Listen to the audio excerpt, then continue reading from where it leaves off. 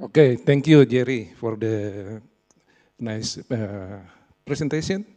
And, and it is also strict to the time. And I would like to invite question and discussion from the participant on site and also from virtual participants. So please, if any question.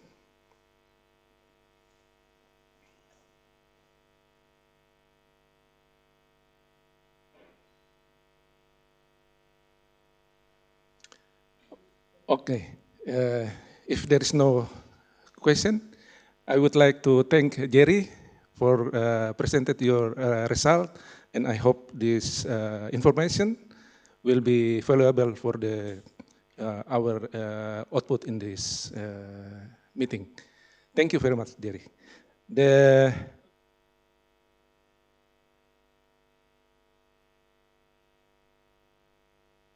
Bye.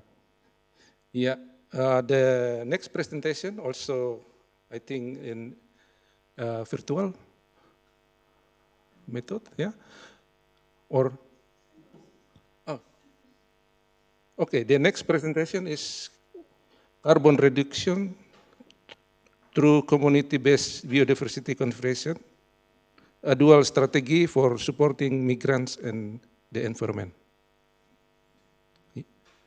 Will be presented by Viola Parma. The floor is yours.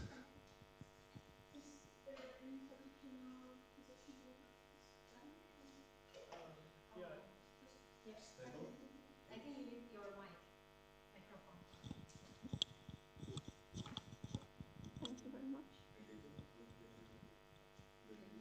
Okay. We will also have the second presenter join online. Um, yes, exactly.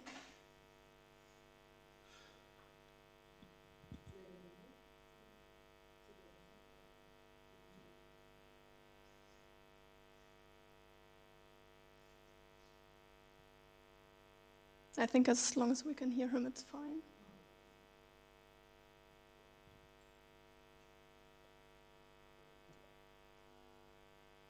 Yes, loud and clear.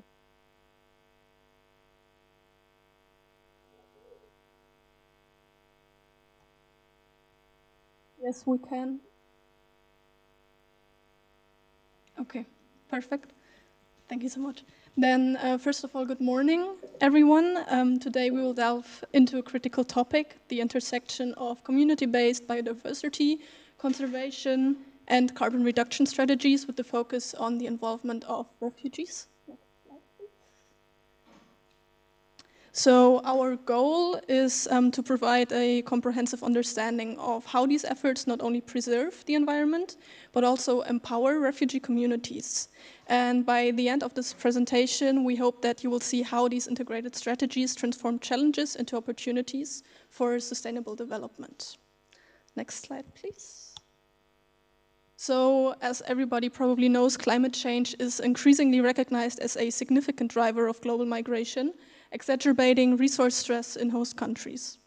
And as more people are displaced due to environmental factors like droughts, floodings, and desertification, it is crucial to adopt sustainable and low carbon approaches. So, by involving refugees in these efforts, we can convert potential environmental challenges into opportunities, not only for host communities, but also refugee communities. Next slide, please. So we have selected several refugee camps to explore how these communities are contributing to biodiversity conservation and carbon reduction. And for instance, in Beira camp, Mauritania, reforestation efforts not only reduce atmospheric CO2, but also restore native vegetation, creating habitats for wildlife. In Nakivale, Uganda, climate-smart agriculture and energy-efficient technologies are reducing carbon emissions and improving land management. Then, moving on to Minawao, located in Cameroon, reforestation under the Great Green Wall Initiative is combating desertification, while energy-efficient stoves are reducing reliance on firewood. Next slide, please. Similar approaches are seen in Kalobeye, Kenya, and in Zatari in Jordan, both having sustainable agriculture practices, or for the case in Jordan, large-scale solar power plants. And then Azraq, also located in Jordan, focuses once again on solar energy and low-impact practices, which is reducing the camp's carbon footprint and promoting sustainable living. Next slide. Thank you so much. So our study is grounded in the interconnection between climate change and migration. We conducted a comprehensive review of academic literature, project reports, and past studies that engage refugees in nature conservation or rehabilitation. Our selection criteria included the holistic impact of these projects, their scalability, and the integration of refugees into environmental sustainability efforts. We applied a comparative analysis using the SWOT framework, assessing strengths, weaknesses, opportunities, and threats, to identify general trends across the specific projects and to draw broader implications for future initiatives. Next slide, please. So we will present one of our studies as an example, the Minawao refugee camp in Cameroon. Originally intended to host around 15,000 refugees, its population has swelled to over 70,000, placing immense pressure on the already fragile environment. And we will go over our SWOT analysis with that example. Don't worry, we don't expect you to read all we present on the following slides, but we wanted to be transparent, and hence these slides will serve as reference of how our analysis worked. Next slide, please. So the strengths. The strengths of Minawao project are numerous. We have impact on biodiversity, which is significant.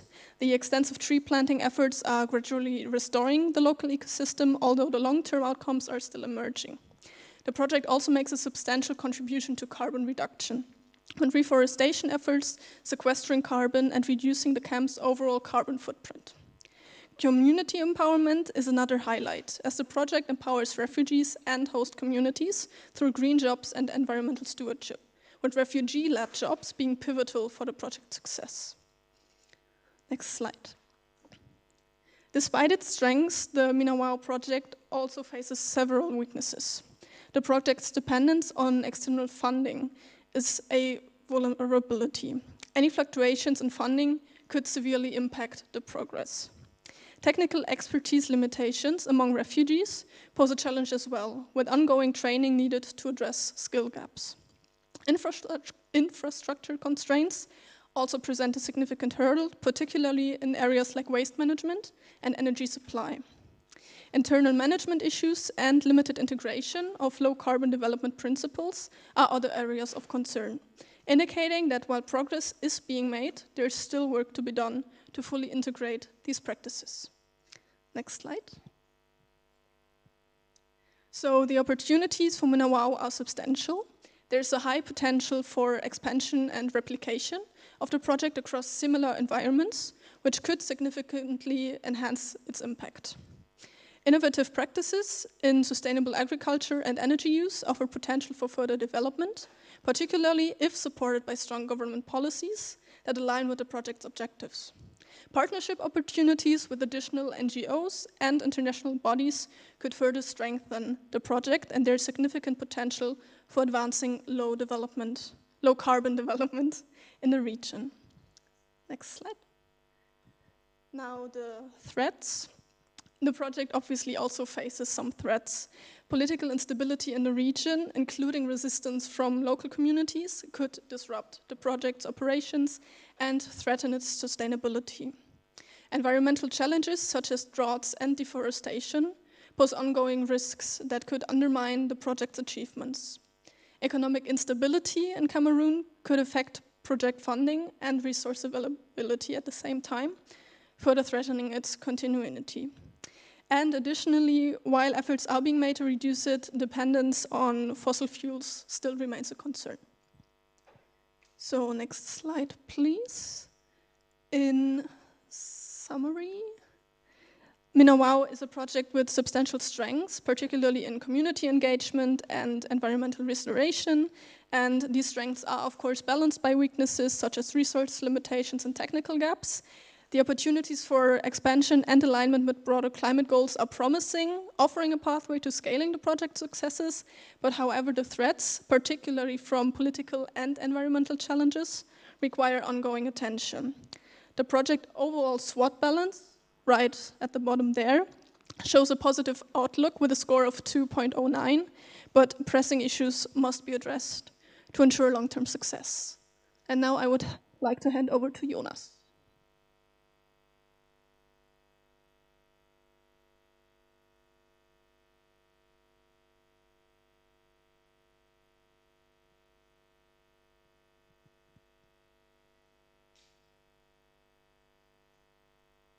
We cannot hear you anymore.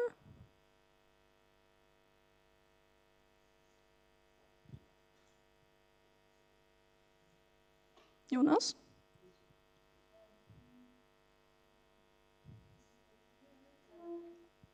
Did he froze?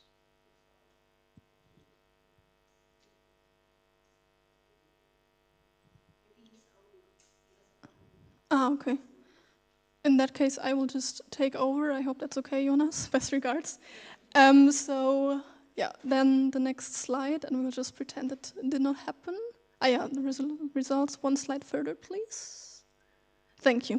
So when comparing the SWOT balance across different projects, the Zatari refugee camp in Jordan stands out with the highest score, right there on your right. This is largely due to its strong strengths in community empowerment, particularly through sustainable energy initiatives like the large-scale solar power plant. These innovative practices in renewable energy and hydroponic agriculture provide significant opportunities, contributing to a positive outlook for the camp's future sustainability. On the other hand, Kalu Bay, right next to it in Kenya, has the lowest SWOT balance, though it remains positive. The weaknesses in technical expertise, infrastructure, and reliance on external funding limit its overall strategic positioning. Additionally, the ongoing environmental challenges in this arid region pose significant threats that impact its SWOT balance. Next slide, please. Ah.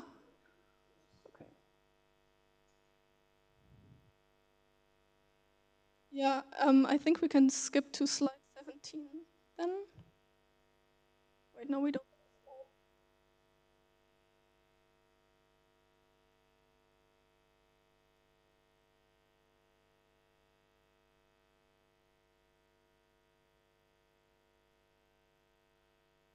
It's back.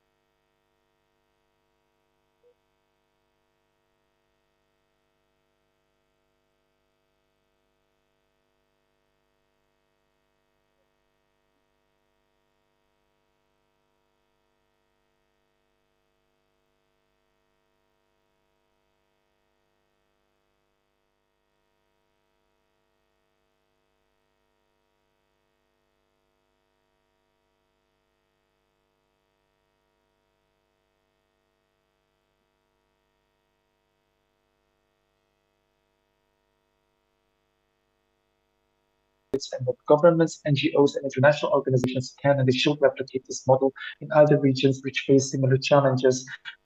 Maybe in Indonesia, we see the case of the Rohingya refugees from Myanmar. We see how we have a certain crisis, but probably not big as the other refugee crisis globally. We see the potential on this in South and Southeast Asia. And to move on to the theoretical discussion, very briefly, we'll elaborate on the frameworks, some of the frameworks that are listed on the next slide. So there are several theoretical frameworks that we do use. One of them is the resilience theory, where we equip migrants with skills and resources to become more resilient, facing economic and environmental challenges. With the social identity theories, where we propose that we hypothesize that these refugees do have a higher sense of belonging, being more accepted and being more well integrated into the host communities. We also have a behavioral change theories, where we instill long-term sustainable practices in migrant communities by adopting sustainable behaviors in their communities. And as a very last slide, I do apologize for taking a bit more time because of the delay, but yes, we will not discuss on this more because we have had. So the recommendations, well, first, we integrate migrants' international and local conservation strategies to leverage their potential more. We expand access to sustainable technologies and practices which empower these communities more and reduce their environmental impacts, such as in refugee camps. We enhance multi-layered support systems, so we have more resources. We ensure more resilience. We promote environmental justice through equitable resource allocation. We encourage community-based conservation initiatives. Establish long-term funding mechanisms is quite important, as we see that long-term funding is a little bit of a weakness.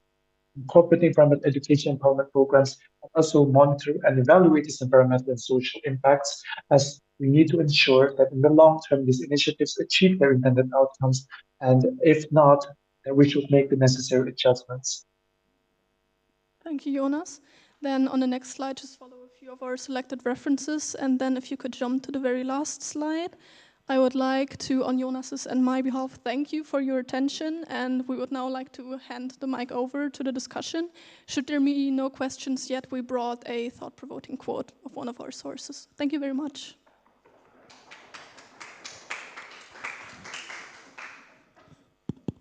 Yeah, thank you, Viola, for the nice presentation. And next, I would like to invite some questions from the participants on-site or online. Okay, please. Yes, of course.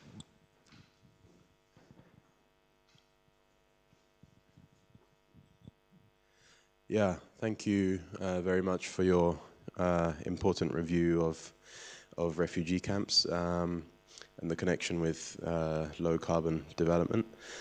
I just wondered if you somehow control for the size of camps, because of course you're comparing different camps, but some, for example, Zaatari in Jordan are incredibly large, funded very heavily by the United Nations, and they might be able to reach some of the strengths more easily than some others. So how is that kind of controlled for in your study?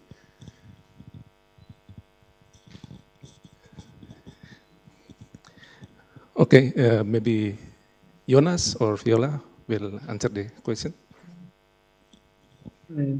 If I could go first, I mean, we, technically speaking, and this is why this is such a literature review study, we didn't do this in a highly empirical manner. I have no problem admitting that it's mostly based on the literature that's available. I mean, this is commonly known fact that for a lot of such big projects, humanitarian projects, there are not that many reports that we can review. So it is true that we take refugee camps that are quite large in size. However, based on what we read, argue receives more funding from United Nations, and that it automatically can do things better. larger refugee camps have larger environmental impacts. And at the end of the day, it's quite difficult to say that just because they're larger, it's much easier to handle. I will actually argue for the opposite, but I don't know, maybe Fuel has another. Okay, thank you, Anas. We still have 2 minutes. If there is any question. Okay, if not a question, I have one question, maybe.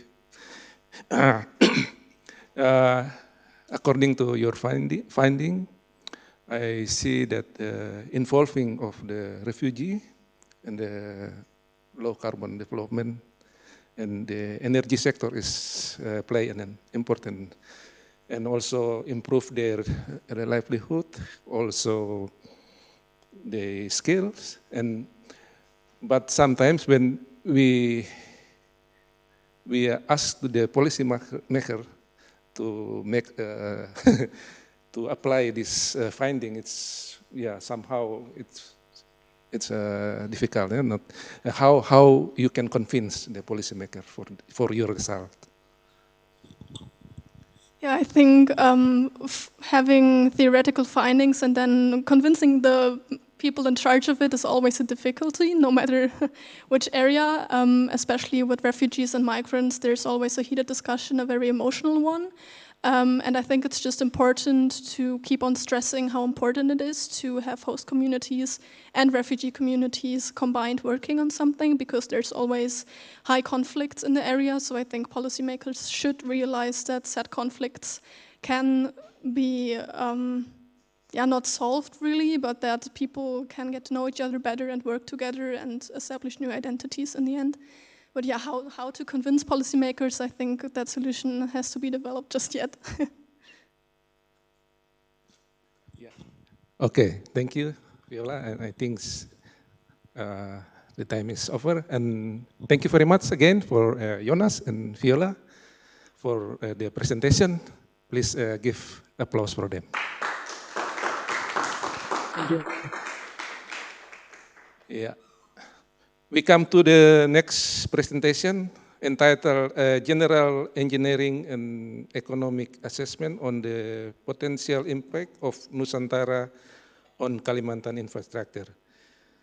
Will be presented maybe by Niklas Perlindungan Simorangkir.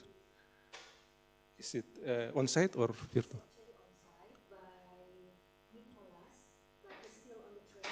Okay. Okay. Nicholas is still on the way, so maybe we'll jump to the next presentation. Sustainable family farming and low carbon development in Indonesia.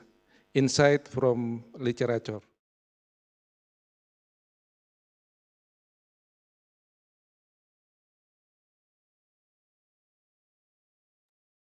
It's online.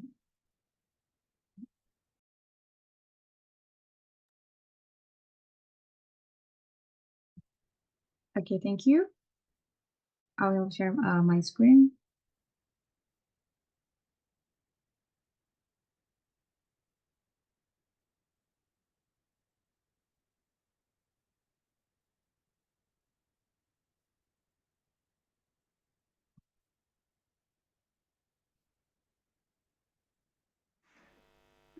Okay, thank you very much for the iconic. I'm Nurasi Samadia. I'm currently PhD candidate at the Institute for Sustainable Development and Learning at Loivana University of Lüneburg.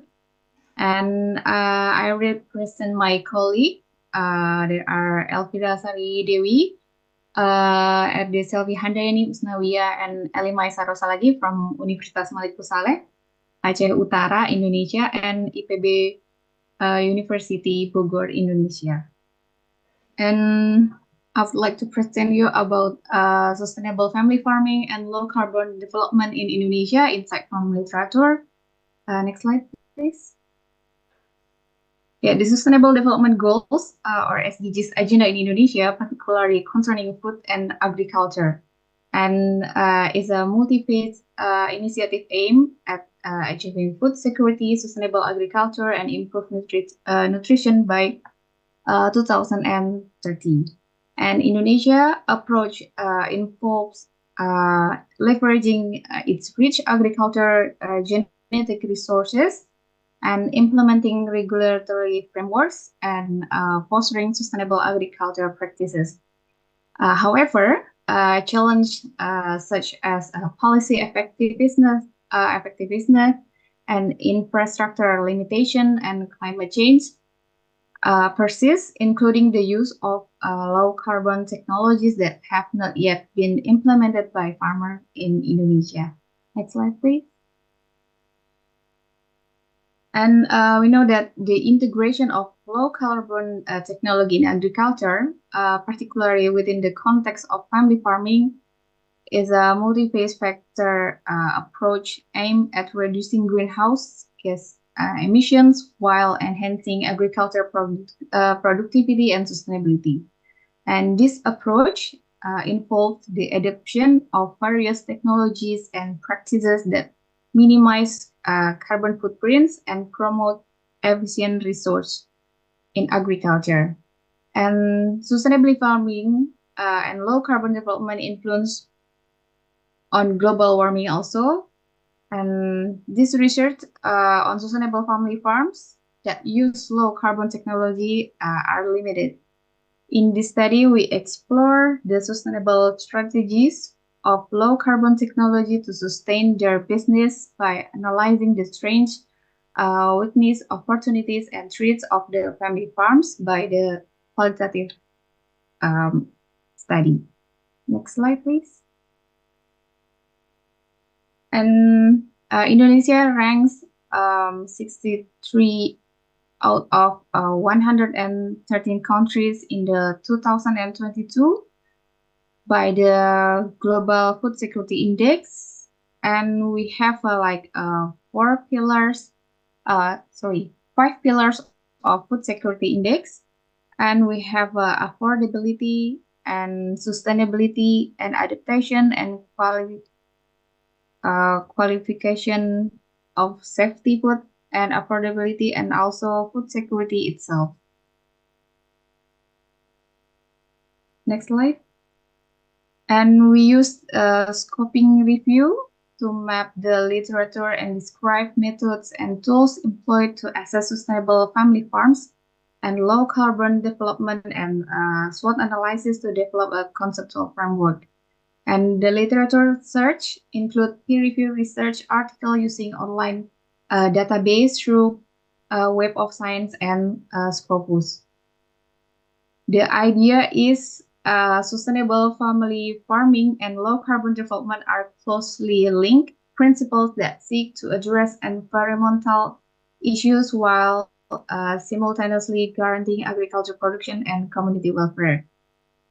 And in this study, we investigate the relationship between sustainable farming and low carbon development, focusing on key approach, motivation, and obstacles from the current research conducted in Indonesia from 2015 until 2024. Next slide, please.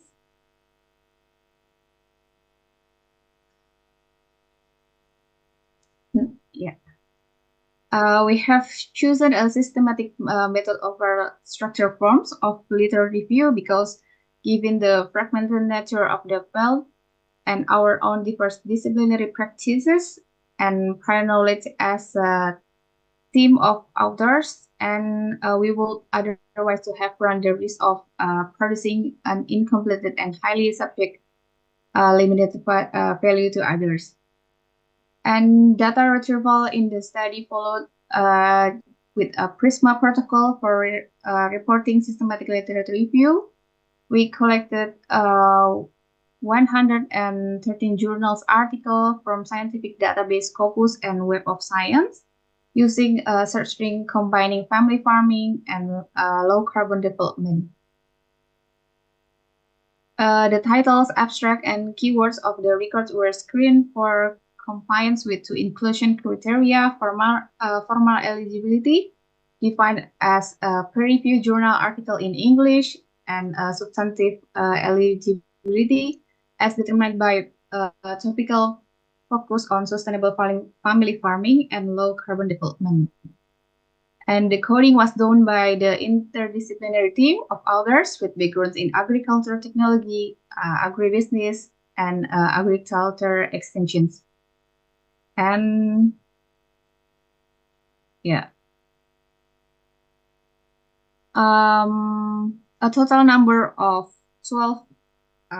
12 records were excluded in this first screening step, and all remaining in 37 journal articles then underwent in-depth full text screening.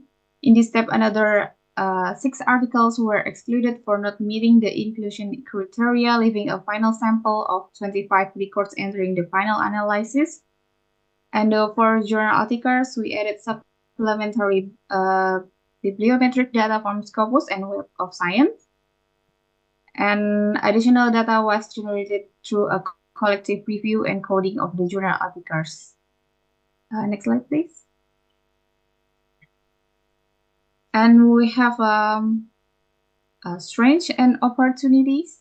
Sorry, maybe the slide before this one. With the strengths and opportunities. Yeah, thank you.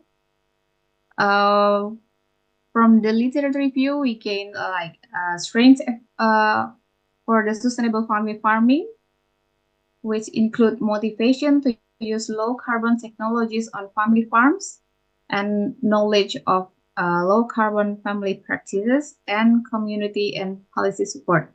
The community and policy support, it means like the local community support from the local government and from the agriculture extension agencies. And the motivation to use the low carbon technologies on family farms, it includes the motivation from the head of family, and knowledge of they know about the low carbon farming practices from the farmer field school. And they have opportunities in participation in agriculture extension and awareness among farmers about low carbon agriculture technology. Next slide, please. And for the weakness, we have a limited frequency of interaction in agriculture extension service between farmers group and extension agriculture agents, and the lack of funds to finance purchasing technological advances, because the higher cost of this technology, so the farmer can afford this technology, and the higher cost and time-consuming nature of organic treatments. And we have a treat in this sustainable family farming with the high cost of food forces farmers to prioritize fulfilling their own food needs rather than adopting low carbon farming technologies. And also we have a climate change and lack of interest among the younger generation in family farming. Next slide, please. And then we recommend that development strategies to sustainable family farmings with low carbon technology development, with developing agriculture extension through farmer field schools, and motivate family farming members to adopt low carbon agriculture through sustainable agriculture education, and also support from the government in low carbon technology.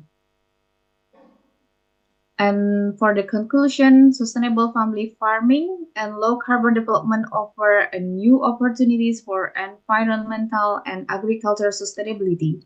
However, achieving these goals requires the implementation of comprehensive methods that incorporate technical, behavioral, and community-based mechanism. And to overcoming these obstacles, we also should focusing on the motivational factors and cultural elements that impact low carbon behavior are crucial to achieving these goals. Thank you. Okay. Yeah. Yeah. Thank you very much, Nur Asi, for the presentation.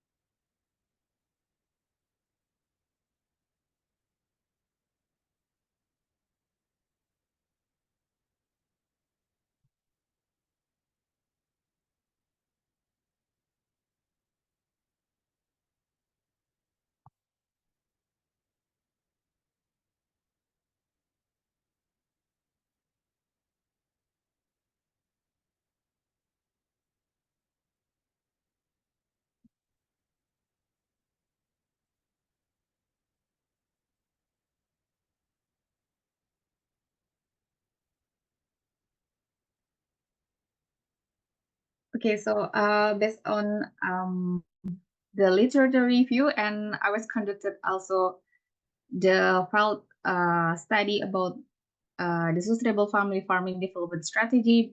They have a high motivation to use a low carbon, but because of the lack of family income, so they should buy food first rather than adopting low carbon farming. But if the government support them with with BPP, Badan Penyuluhan Pertanian Agriculture Extension Agency in their village, they want to adopt this technology. Okay, thank you. You're welcome. Next question, if any.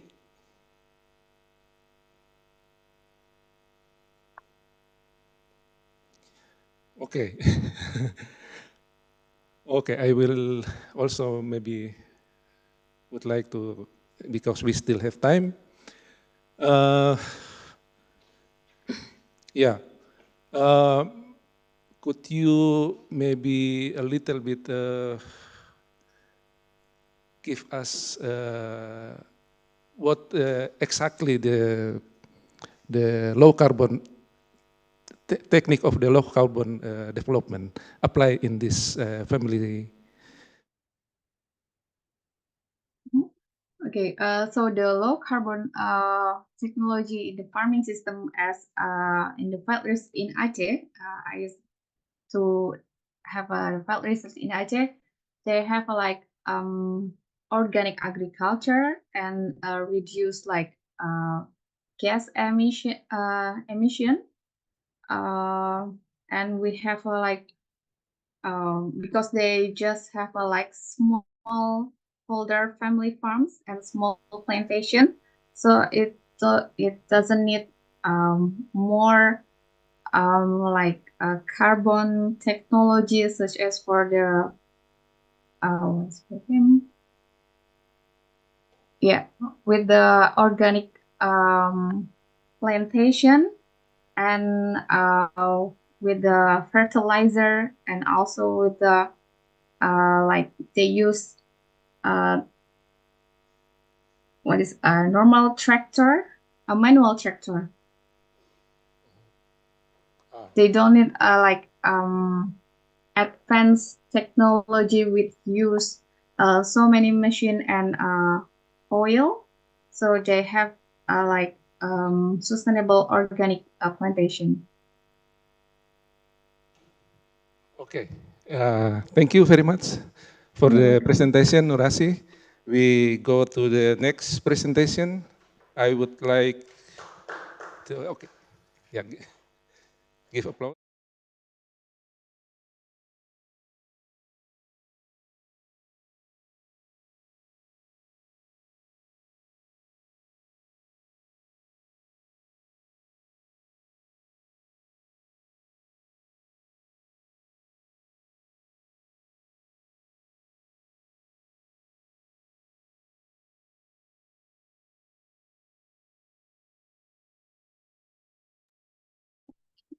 Yeah, I'm here, Mr. Yosias. Could you hear my voice? Okay, and then could the iconic committee help me to display my PowerPoint to minimize the technical problems?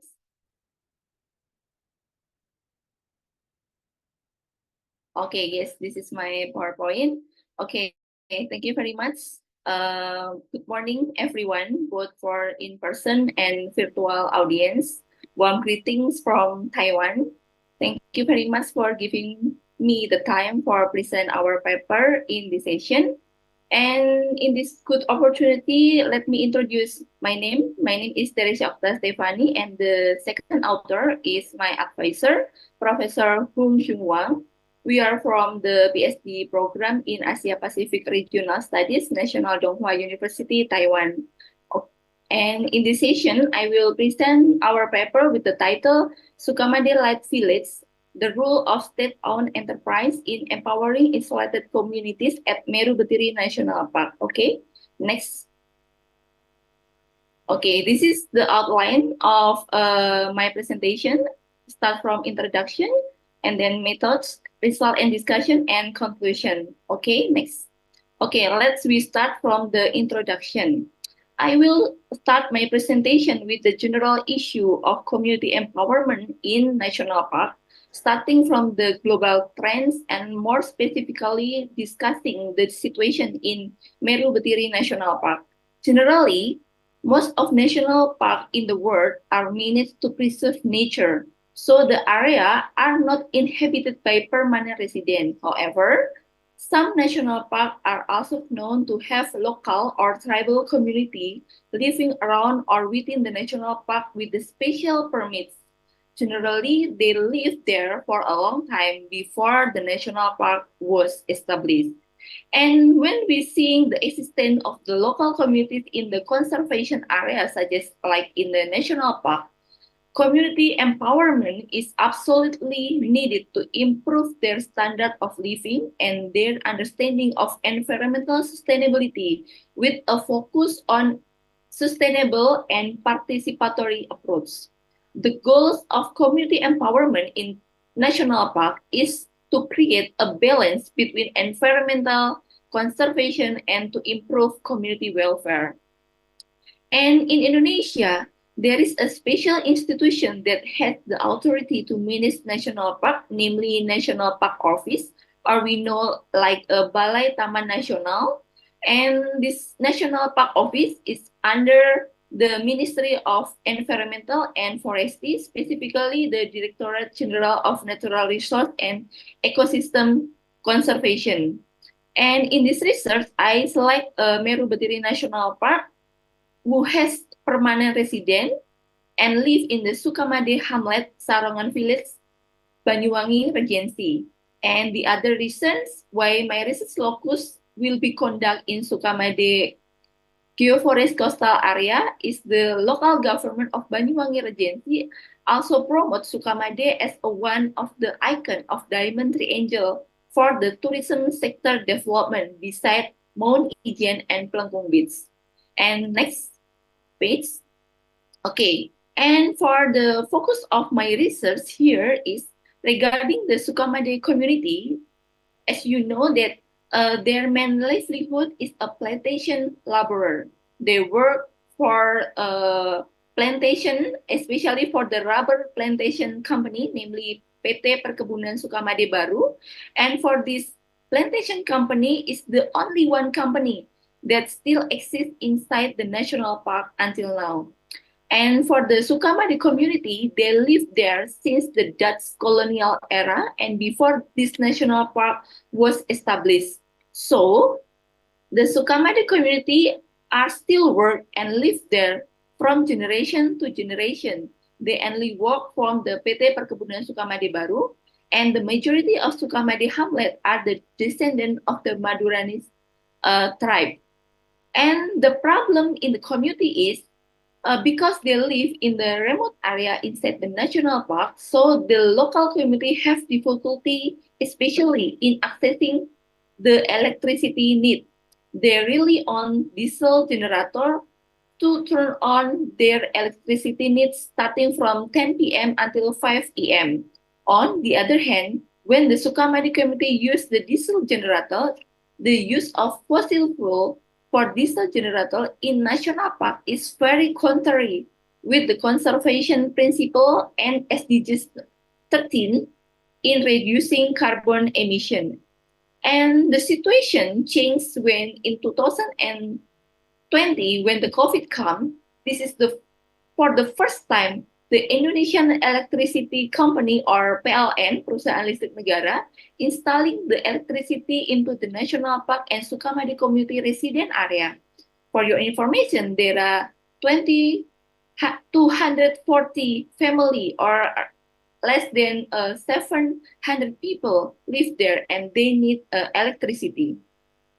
And after the Indonesian Electricity Company, PLN, installing their electricity, and then after that, their philanthropic foundation through the Yayasan Baitul Mal, or we call YBM PLN, is offering the Sukamadi Light Village Program or Program Desa Bercahaya Sukamadi to empower the remote or isolated community in Sukamadi. And then for the next page, okay, please continue for the next page. Next.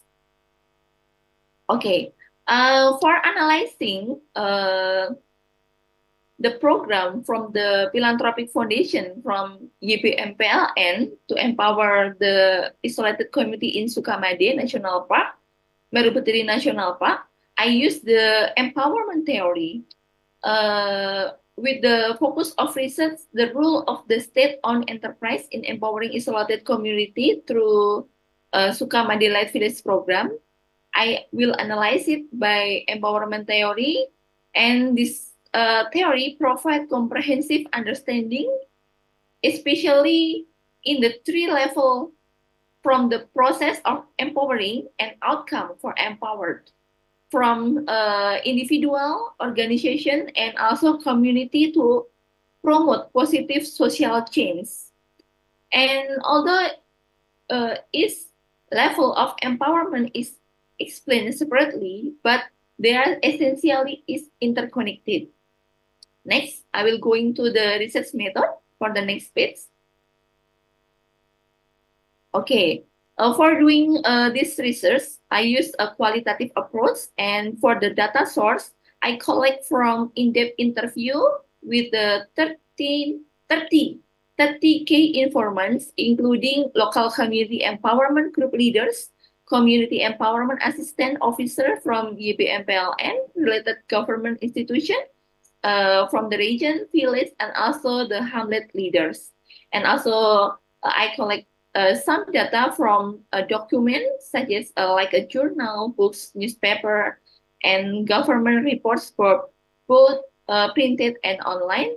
And I did direct observation from 8 months since December 2023 until July 2024. And for the result and discussion, going to the next page, next slide, okay. Okay, next. The first result is the implementation of Sukamadi Light Village.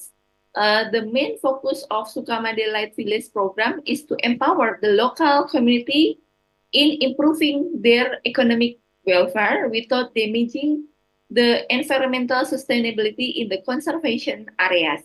And the role of YBMPLN is trying to explore their local potential that can be utilized collectively, providing the financial support and assistance for the empowerment activities both in individual, community, and also the organization level. For the empowerment activities, we can see from how they try to explore the turtle conservation, and then with the exploring turtle conservation, especially for the tourism, like producing the fern crackers or kerupuk pakis at the production house for tourist culinary, and then producing honey in the bee production house, and then producing virgin coconut oil. And the YBMPLN also seek to involve the tourists when come, both domestic or foreign tourists, in community empowerment activities that focus on ecotourism. So the tourists can get involved in exploring the turtle conservation with 6 main activities, starting with the exploring national park, observing sea turtle nesting in the night, and then hatchling release in the morning around 5:30 p.m. and sea pandanus edutourism, planting sea pandanus in the Sukamadi Beach and also exploring Sukamadi Beach. And this package can be individual or group. For joining these activities, the tourists can pay only for 10,000 rupiah, or in Taiwan around 20 new dollar Taiwan. And with paying this money, you can contribute to plan the one sea pandanus. And next slide. Okay, from these activities, they have like the specific part of empowerment called sharing for caring. So the YBMPLN also teach the community to always share with the other poor community who cannot be directly involved in this program. So the income obtained from this community empowerment activities can be used for sharing. Sharing for caring is a part of empowerment with the 5 pillar: economic, education, health, social, humanitarian, and also dakwah. Excuse me. And for the economic, excuse me. You have 1 minute left. Oh, okay. Okay, so I will continue to the second result. Okay, second result is about the positive impact and negative impact of empowering isolated communities after the electricity come to the residence area. The positive impact is their electronic goods can be used because electricity has entered to the Sukamadi hamlet. And the second, the community empowerment group can process and store food that can be used as a souvenir for the tourists and can improve the economic welfare and environmental awareness of local community, create new jobs to support and growth of the creative economy. And also they can use social media to expand their marketing network. And the last is the teenager can use their gadget to connect with e-learning and online class, especially during COVID.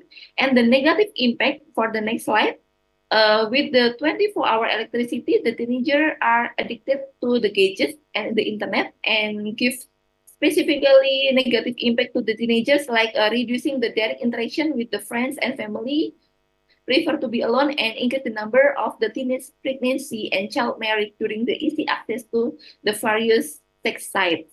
And then the last result and discussion about the encourage teenager to be more active in empowerment activities. So the leaders of the community empowerment group involve the empowerment activities with encourage the teenager. The goal is to invest in creating a bright future for the younger generation, trigger a sense of belonging, understanding, and being able to face the problem, exploring the local potential, and rethink about the development. And the last is empower and make the younger generation independent so they can escape the cycle of poverty, helplessness, and inequality. And the last is conclusion of this paper.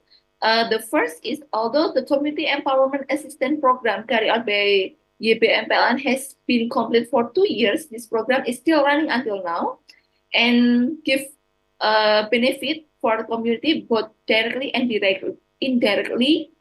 And then second, community empowerment activities from this program can sustain until nowadays as the result a long process to raise awareness of the community to be active involved in the empowering process, empowerment outcome from the activities both in individual, organization, and also communities level. And the last is all empowerment activities in Sukamadi Light Village program can be successfully implemented because all stakeholders involved are willing to play a role. They can create activities that balance environmental conservation and improving the socio-economic welfare of the community. Okay, that's all from my presentation. Thank you very much. Okay, thank you. Yeah, thank you very much, Tricia, for the Yeah. presentation. And I would like to invite questions. Please, Ms. Risma. Hello, Ms. Teresia, can you hear me? Yeah, I can hear you. Thank you. As far as I know that you're working in the isolated locations, right? Is there any Yes. challenges or obstacles that you have before you started your program there? Can you share to us and elaborate how you handle those challenges? Thank you. Okay. The first, thank you very much for your question. Yes, the most challenges is how to go to this area because we must know about the first about the transport for going the Sukamadi. When I went to Sukamadi, the first time I must call the many actors before the first I contact with Meru Betiri National Officer because before doing the research we must go to the national Meru Betiri National Park in Jember to present what is your purpose to research in Sukamadi. After that, when I get the permit from the national park officers, and then I contact with like the leaders of community empowerment programs, and then contact with the several actors over there, and then I using 4-car wheels like a jeep to go there from the main gate of Meru Betiri National Park to enter until Sukamadi Hamlet need around 2 until 3 hours because the road is very, very difficult to access, like by motorcycle or a normal car like this. And then after I come to Sukamadi Hamlet, the other challenge is how we can connect and we can communicate with the isolated communities because the majority of Sukamadi community is plantation laborer who have the low skill education. So when I want to know about how the Meru Betiri National Park or the local government touch the local community over there, some of people they can open-minded and respect when I come over there. But yeah, also about the season, when the rainy season, it's difficult to enter because we must pass 3 rivers for enter the route, something like this. So I think about the actor who involved in these projects, and then about the infrastructure, especially for the road, and also about the season. We must know when we can come and when we must change the date for entering the Sukamadi like this. So for doing this research, I think it's very challenging, many factors. Thank you. Okay, thank you very much, Teresa, for sharing the challenges in your data collection. Okay. So we still have 2 minutes. If there is a question from participants, another participants.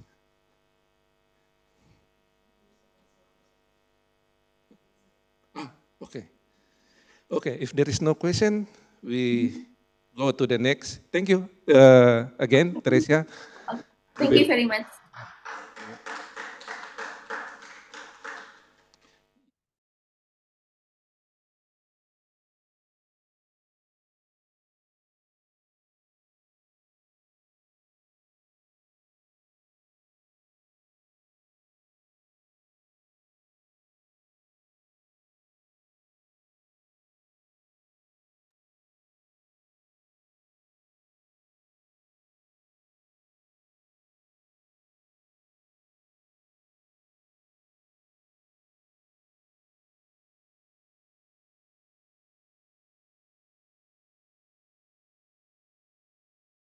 Hello, can you hear me?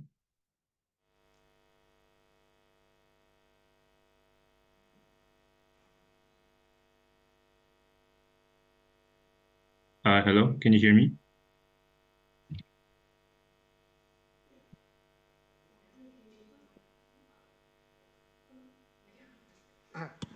That's what I asked. Hello, can you hear me? Yeah, we can. Yeah, we can. We can hear you. Okay. That makes sense. All right then. Done. Okay. All right. I'll begin now. So good morning, everyone. So today I, Nicholas Pandungan Simorang here, along with my colleague Nicholas Koda Townsend, will be presenting our research titled A General Engineering and Economic Assessment on the Potential Impact of Nusantara on Kalimantan's Infrastructure. Okay, next slide, please.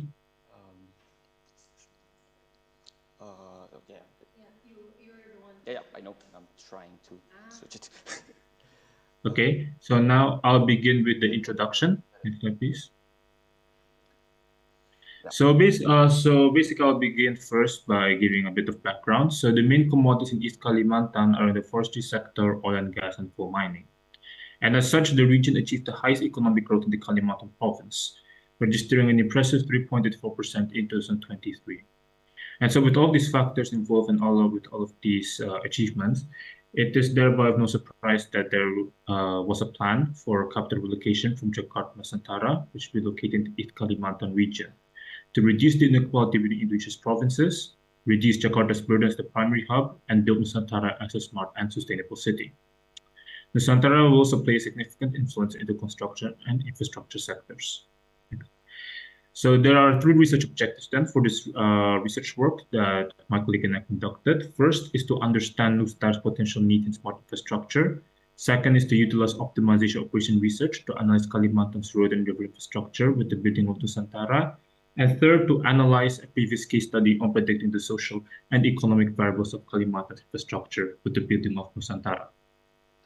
Okay, now I'll move on to the literature review very quickly. So for the engineering aspect, we based it basically on the smart cities infrastructure and sustainable infrastructure development.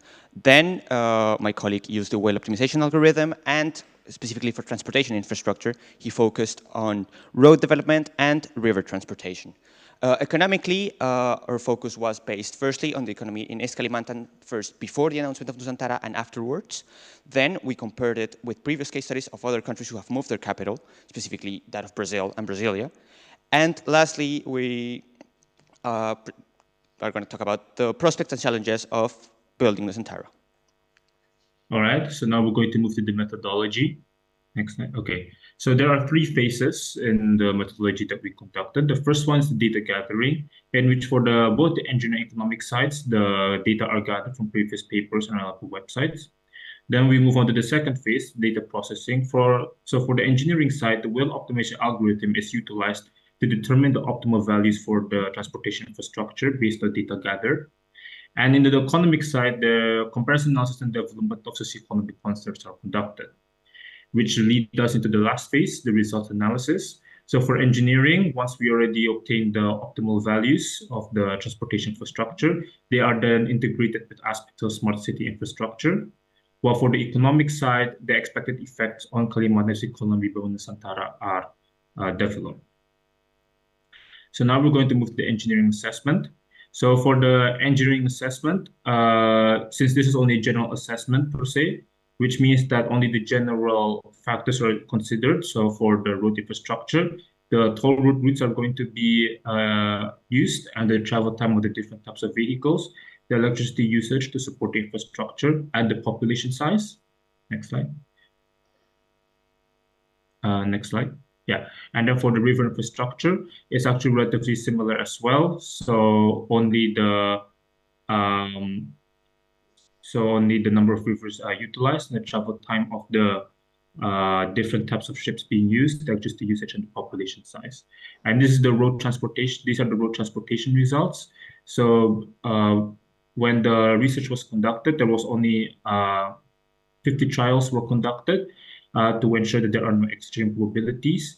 And so by looking at the values here, they're actually relatively moderate. They don't fall into any of the extreme ends of the range of values, which is good. And then next slide.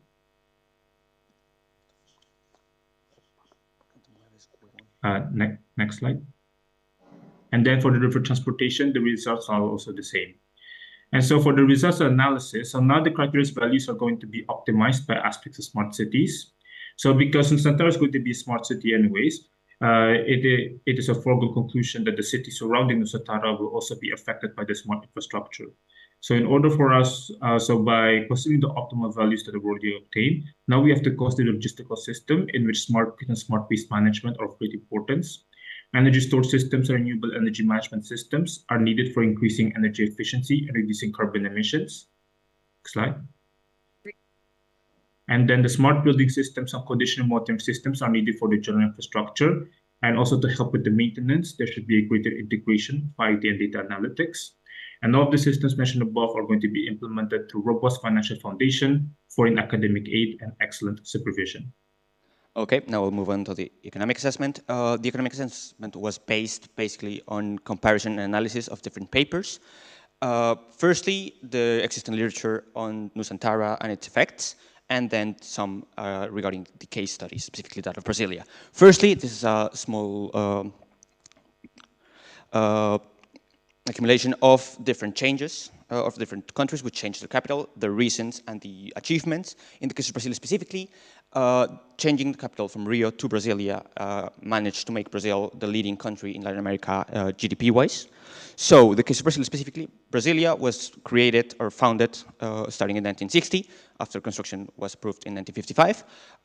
The country's capital moved from the state of Rio de Janeiro in the coast to the state of Goiás, or territory from the state of Goiás, in the center of Brazil, in an attempt to move industry away from the very developed coast of Brazil and into the very underdeveloped middle and close to the Amazon jungle. So once Brasilia was built, the effects on Goiás were seen in the first 20 years. This study is from 1970. Firstly, the population of the state of Goiás doubled in around 20 years. Goiás, a predominantly agricultural state, also started exporting most of its produce to Brasilia, meaning the GDP of the state grew as well. Another reason for the population growth in Goiás was that many people moved to the periphery of Brasilia, to the state of Goiás, and so this, of course, pushed up the inhabitants and the GDP. A third effect was that the state was much better connected to the rest of the country due to the construction of the Brasilia-Belém highway, which made it much easier to take production out of Goiás and into the rest of Brasilia and the world. Now, let's focus on Brasilia specifically. Brasilia, even after almost 70 years, is the 8th state in GDP contribution to Brazil. It's nowhere near the leading one. Its main industry is that of service industry, which makes sense since it is, after all, an administrative center, not an industrial one, not a commerce one. Those are still Rio de Janeiro and Sao Paulo. As we can see from these two tables, the dark green is the service industry in Brasilia. It's the leading one in the country, and it represents almost 90% of the state's economy. Now we're going to move to Nusantara. Firstly, we're going to touch upon the social concerns of the building of Nusantara, the ecological ones and the social ones, without delving too deeply into it. Of course, the building of a new city creates an environmental impact that needs to be looked upon further. And secondly, indigenous communities within East Kalimantan have also raised concerns about what the building of the city will do to them. Let's go into Nusantara specifically. Once Nusantara was announced, East Kalimantan's gross regional domestic product already saw a rise due to a drive of the construction sectors, which of course makes sense, as new firms were incited to invest and look for contracts for the building of the city. But also the service industry, the trade industry, and the real estate industry also saw a rise. This also tracks with the immigration that it's going to be seen from the other regions of Indonesia towards East Kalimantan for the population of Nusantara. Among the expected effects, there's going to be, well, I mean, there already is a decrease in unemployment, at least in the short term, because of the labor necessary to build the city. It's also going to see, East Kalimantan is also going to see most likely an influx of domestic and foreign investors that are incited to invest in the region because of the city again. And lastly, it's possible that some companies that may have perhaps been headquartered in Indonesia, in Jakarta or in other regions, might move as well to Nusantara, thus increasing the GDP. There is a concern, however, on the fact that the local population, the already local population, might have issues because of the already existing education infrastructure to kind of rise to the level necessary now for the new labor present in the city, as well as a very real fact that once construction, the first wave of construction is over, unemployment might fall again, and with the increased numbers because of the immigration, that might have lasting effects. Now we're going to go through our conclusion and recommendations. Again, very quickly. Yes. So the optimal values for infrastructure criteria of Kalimantan's infrastructure are calculated using whole optimization, whale optimization algorithm. My apologies. The smart city aspects are integrated to general analysis of infrastructure, showing great potential. The general social concerns are outlined regarding Nusantara's construction. Comparison and analysis conducted with construction of Brasilia. Expected economic effects are showcased or have been showcased, showing the benefits that Nusantara will have on East Kalimantan. Recommendations. Our recommendations firstly go around the issue of additional infrastructure necessary that should be added to an analysis. The modified national logical statistical system needs to be looked further upon and expanded so that there are no bottlenecks. A literature review was given as well, and the research should be conducted deeply on the views of Nusantara's residents, the local residents, that is, before the announcement, the residents of East Kalimantan, and the social and economic effects should be looked at deeper. There's already some literature, but of course, since this is still relatively new development for the region, there's still much research to be done. And that's it. Now our references. And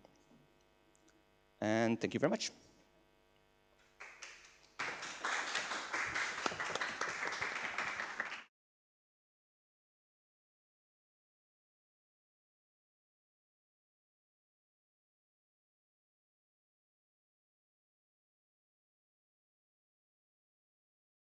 Question from participants? Okay, please. Thank you for the presentation. I have two questions. So the first one is, when you talk about the economic growth brought in Nusantara, it makes sense because you're starting from zero, so your baseline is zero and then you see growth. But can you not argue that it's just shifting economic growth from Jawa to Kalimantan? Or do you think because of Nusantara, then maybe infrastructure will better develop in Kalimantan, but that will lead to increase ease of business, which in Kalimantan only means better extraction of natural resources, because that's the only economic income that they have?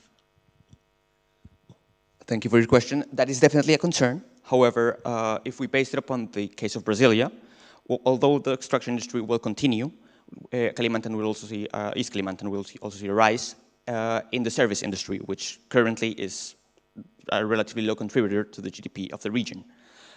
Because of the characteristics, of what makes an administrative center, it is almost, it cannot be guaranteed, but it's very likely that the service industry will grow as well, which will provide growth more than just taking away from Java. Yeah. Okay. Next question, if any, from virtual participants.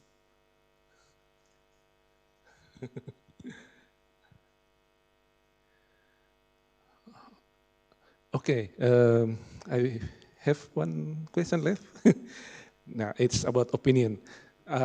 We know that the Brazilian capital city movement is already how long? Since 1960. Oh, okay, it's been long, some years, yeah? And Nusantara is about 1 or 2 years. So what do you think, or what is your opinion about the Nusantara movement? It is likely to be the same as Brazilian, or?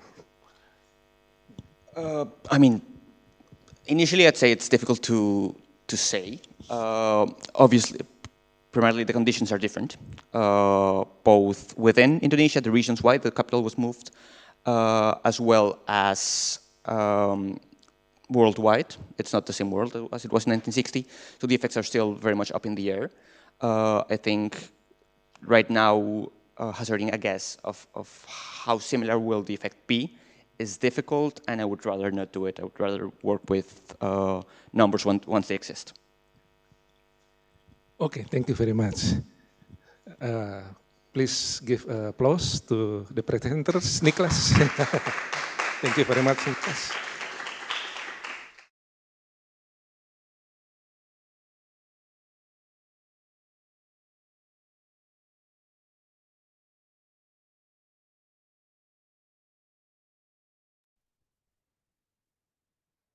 Okay, thank you.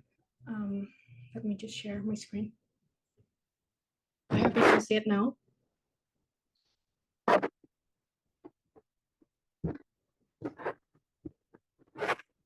Can I get a confirmation if you can see it in the site?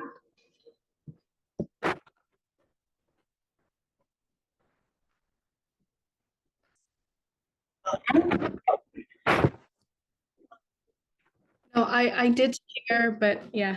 Well, thank you for sharing. Okay. Good morning and good afternoon, everyone who's joining from maybe. My name is Nadia. So a little bit background about myself, because I think this is a little bit relevant to the positionality of why I am choosing this topic. So I'm a master graduate of International Development Studies from Wageningen University in the Netherlands, but I've been also having experience working as a sustainability consultant. And I also briefly worked as a sustainability specialist in one of the nickel mining industry in Indonesia. Hence why I think this topic is interesting to talk about deforestation discourse gap, playing devil's advocate for energy transition through the electric vehicles supply chain. Next slide, please.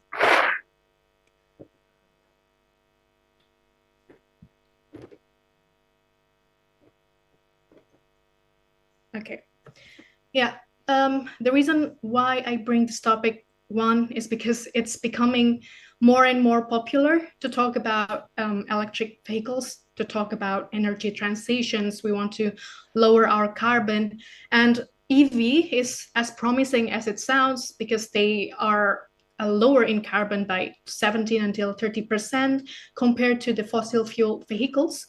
And if we want to build an EV, we need to have the battery, and the battery needs some nickel, which is the cheapest material, but it also has the highest energy density. Next slide, please. Yes, and furthermore, if we're talking about nickel, a lot of nickel is being sourced in Indonesia. The reason being is that nickel from Indonesia is way cheaper than if we resource it from Canada or Russia, because nickel in Indonesia is actually more in a topsoil, so it's not really, we don't have to really dig deeper into the soil, so it cut cost effectively. Next slide, please. And of course, if we are Indonesians, maybe you also heard it before, we have the news that the Indonesian government has banned to export the nickel ore, and this resulted in the necessity of processing the nickel ore. So we cannot export just the ore, but we have to somehow processing it. And by having this regulation, banning regulations, it leads to the constant needs of expanding the industry, the constant need of clearing the area because we need to build more facilities. And for a background, the tree map in general has reported that Indonesia has cleared more than 700,000 of hectares of forests. But more specifically, Mighty Earth reported that nickel mining in Indonesia has cleared around 70,000 hectares of forests. Next, please. Yeah, deforestation itself is a problem, but what I want to bring to the table in the session is how different actors put different meanings into deforestation, not only causing different understanding of what deforestation is, but it also has other consequences. For instance, if one actor consider this as a deforestation, but the other do not consider this as a deforestation, then there will be never-ending debates, and it leads to different consequences on legal responsibility, for instance. I will explain this later as we move on. Next slide, please. Yes. This is an interpretive research, which then I will delve more into the meaning making and how the language is being used in the deforestation or the forest itself. And I am using the publicly available sources such as policies, regulation, press releases, and also public webinar. Of course, I understand that my positionality of being previously working in the nickel mining industry is also relevant because now I know which webinar is talking about nickel mining and which one is relevant. And yeah, when we are talking about discourse analysis, we're not only looking at the textual word or language that is being used, but we are also trying to look at the spoken language and the way that this language is being communicated by who in what context. Next slide, please.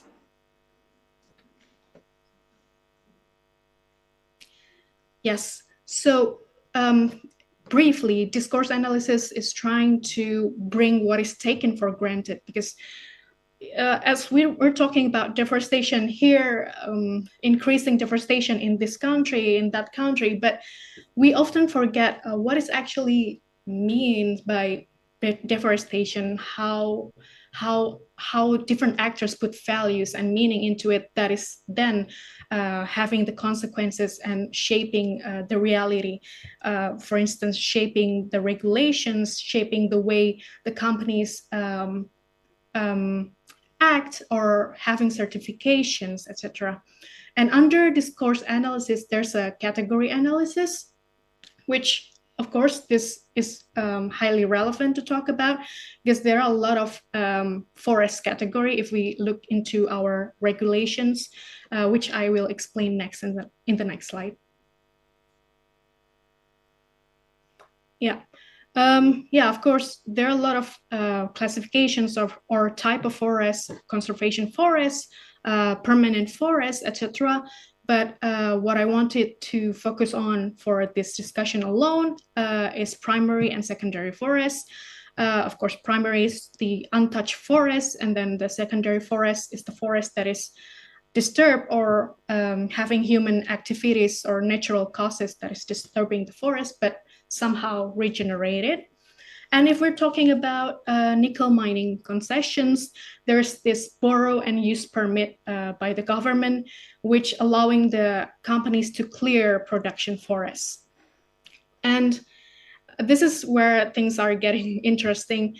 When we are talking about deforestation, our Ministry of Environment and Forestry define this as a permanent change of a forested land, but they do not clearly define whether is it only primary forest that is considered loss of primary forest that is considered as a deforestation, or is it also the loss of secondary forest?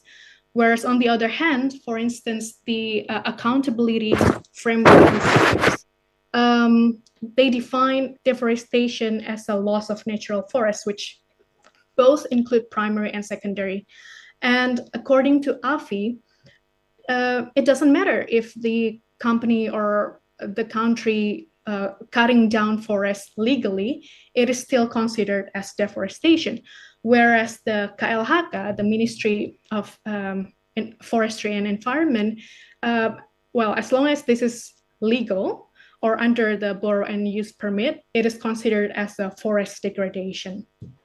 Next slide, please. Yes.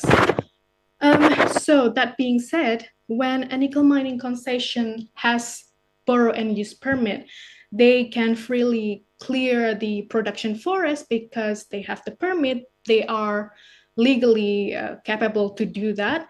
They can, of course, and they are not wrong that they can claim we do not breach any regulations, we do not breach any law, we are conducting our activities legally. But yeah, and this is, of course, because there's a vague definition of deforestation, and on the other hand, if we're talking about, there's one investor association that is based in the Netherlands called VBDO, and they are also partnering with Rainforest Norway and AFI, which they call for non-deforestation commitment by the end of 2025. But there's this gap that they use the definition of deforestation, which includes both primary forests and secondary forests. Whereas, for instance, if they want to call for nickel companies in Indonesia, hey, don't do deforestation, and then the companies can claim, no, we don't do deforestation, see, we have this permit, etc. And so that they will sign this commitment with the investor association without addressing the discourse gap. Sorry, you still have 2 minutes left. Okay, yeah, without addressing the discourse gap that is there, then it will only be an empty commitment. It will only be performative actions. Next step, sorry, next slide, please. Yeah, I have discussed about this. Please, next slide. Yes, as well. Please, next slide. Yeah. So what I'm trying to highlight with this brief presentation is that the devil is in details. No matter how many innovative actions or call for commitment or responsible mining certifications that are out there, if we do not address what is actually the meaning making of different actors put into deforestation or forest itself, then we might neglect what is actually being talked about. Maybe we are standing on a different grounds. And if we don't go deeper into that, or if we generalize the meaning of deforestation, then it may hinder us to becoming more critical or conducting a deeper analysis in this sense. And we do not, of course, we do not want to be the devil's advocate to, you know, sustaining this dirty business just for the sake of, you know, the popular transitioning into a greener energy that all around the globe is trying to achieve right now. Yeah. And next slide, please. Yeah, of course, this is just suggestion that this study can be developed even further with conducting interviews or even comparative study. But I think that's it for now for my presentations. You can also check my reference in the next slide. Thank you, everyone.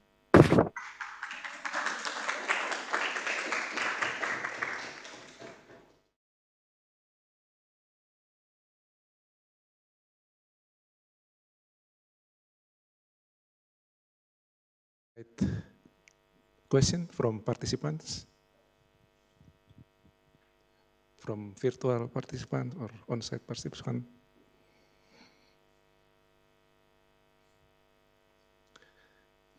Okay. As we know, nickel is playing an important role in the next generation of our automotive industry through the battery system. And on the other side, you said nickel mining is leading to the deforestation in Indonesia. And I would say maybe from your result, you said the legally deforestation. So deforestation happened, but it's considered legal, yeah? And yeah, what do you think? It is yeah, through the many of discussion rise in the social media and the mainstream news also. And what do you suggest to the government of Indonesia actually to solve these problems? I think when it comes to having a more sustainable nickel mining industry, we everywhere, I mean, not only in Indonesia, not only that we need more robust and more definitive regulations, but we can also use some reliance from international certifications where they can be an independent body which overview what kind of actions and commitment that is this or each company has, whether they are actually doing non-deforestation or whether they are just, you know, having deforestations but with justification. Because sometimes in a lot of cases, in a lot of countries, not Indonesia, adhering to national regulations is not enough. For instance, from Indonesia, if we have investor from Europe, even though we showcase to them that, you know, we have this permit from our government, they wouldn't necessarily believe that. They would, in fact, like conducting a new assessment just to check whether the company's claim is true. So we cannot rely on the government alone, because of course the national interests play a part in here. Okay, thank you very much. Through the certification, maybe it would be goes better in the future. So I invite, please, another question. Okay. Hello, my name is Emerald Dura. I would like to ask regarding your topics, given the varying definitions of deforestation and the potential for companies to exploit these differences, how can we ensure that commitments to non-deforestation are truly effective and not merely performation, would I say? Yeah, that's all. Thank you. Well, thank you. This is also interesting because maybe I do not have the definitive answer or solutions to this question as well. But from what I have observed, for instance, if I join the webinar talking about deforestation and mining, or specifically nickel in Indonesia, they only talk about well, of course, data is important, but then when they are talking about, okay, we have this deforestation with this number, but then we have, on the other hand, we have companies who are complying, having the certifications, etc. I think we can start by mainstreaming the discussion itself, the discussion about, or addressing the discussions that when we are talking about deforestation, we mean this, but then the other companies, what they mean by having non-deforestation commitment, they mean this.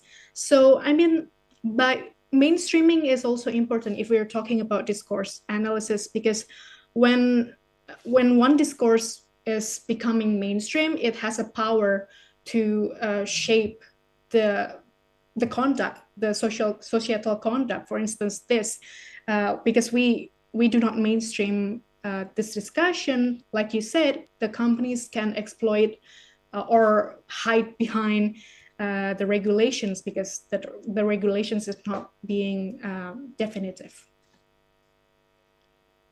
Okay, thank you very much, Nadia, for the presentation and answering very well in this question. Thank you. Please give applause to Nadia. So, next presenter, I think, will be on site, yeah? Okay. I invite Maulana Permana Aji.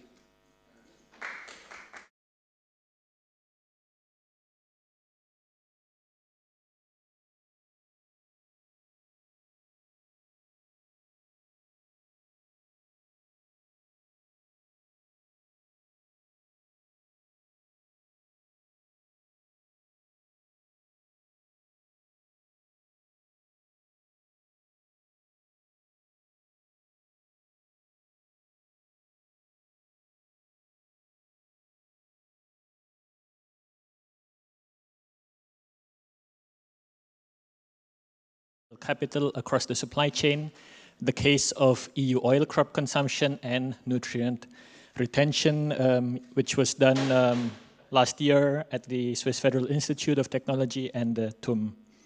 So yes, I know my title is a mouthful, but if I can make this go, I hope to show you in this presentation that the method or tool I'm showing can actually answer some of the main questions which are brought about in this conference from the key speakers. So one was the question, should all countries be equally responsible? So there is the issue of equity.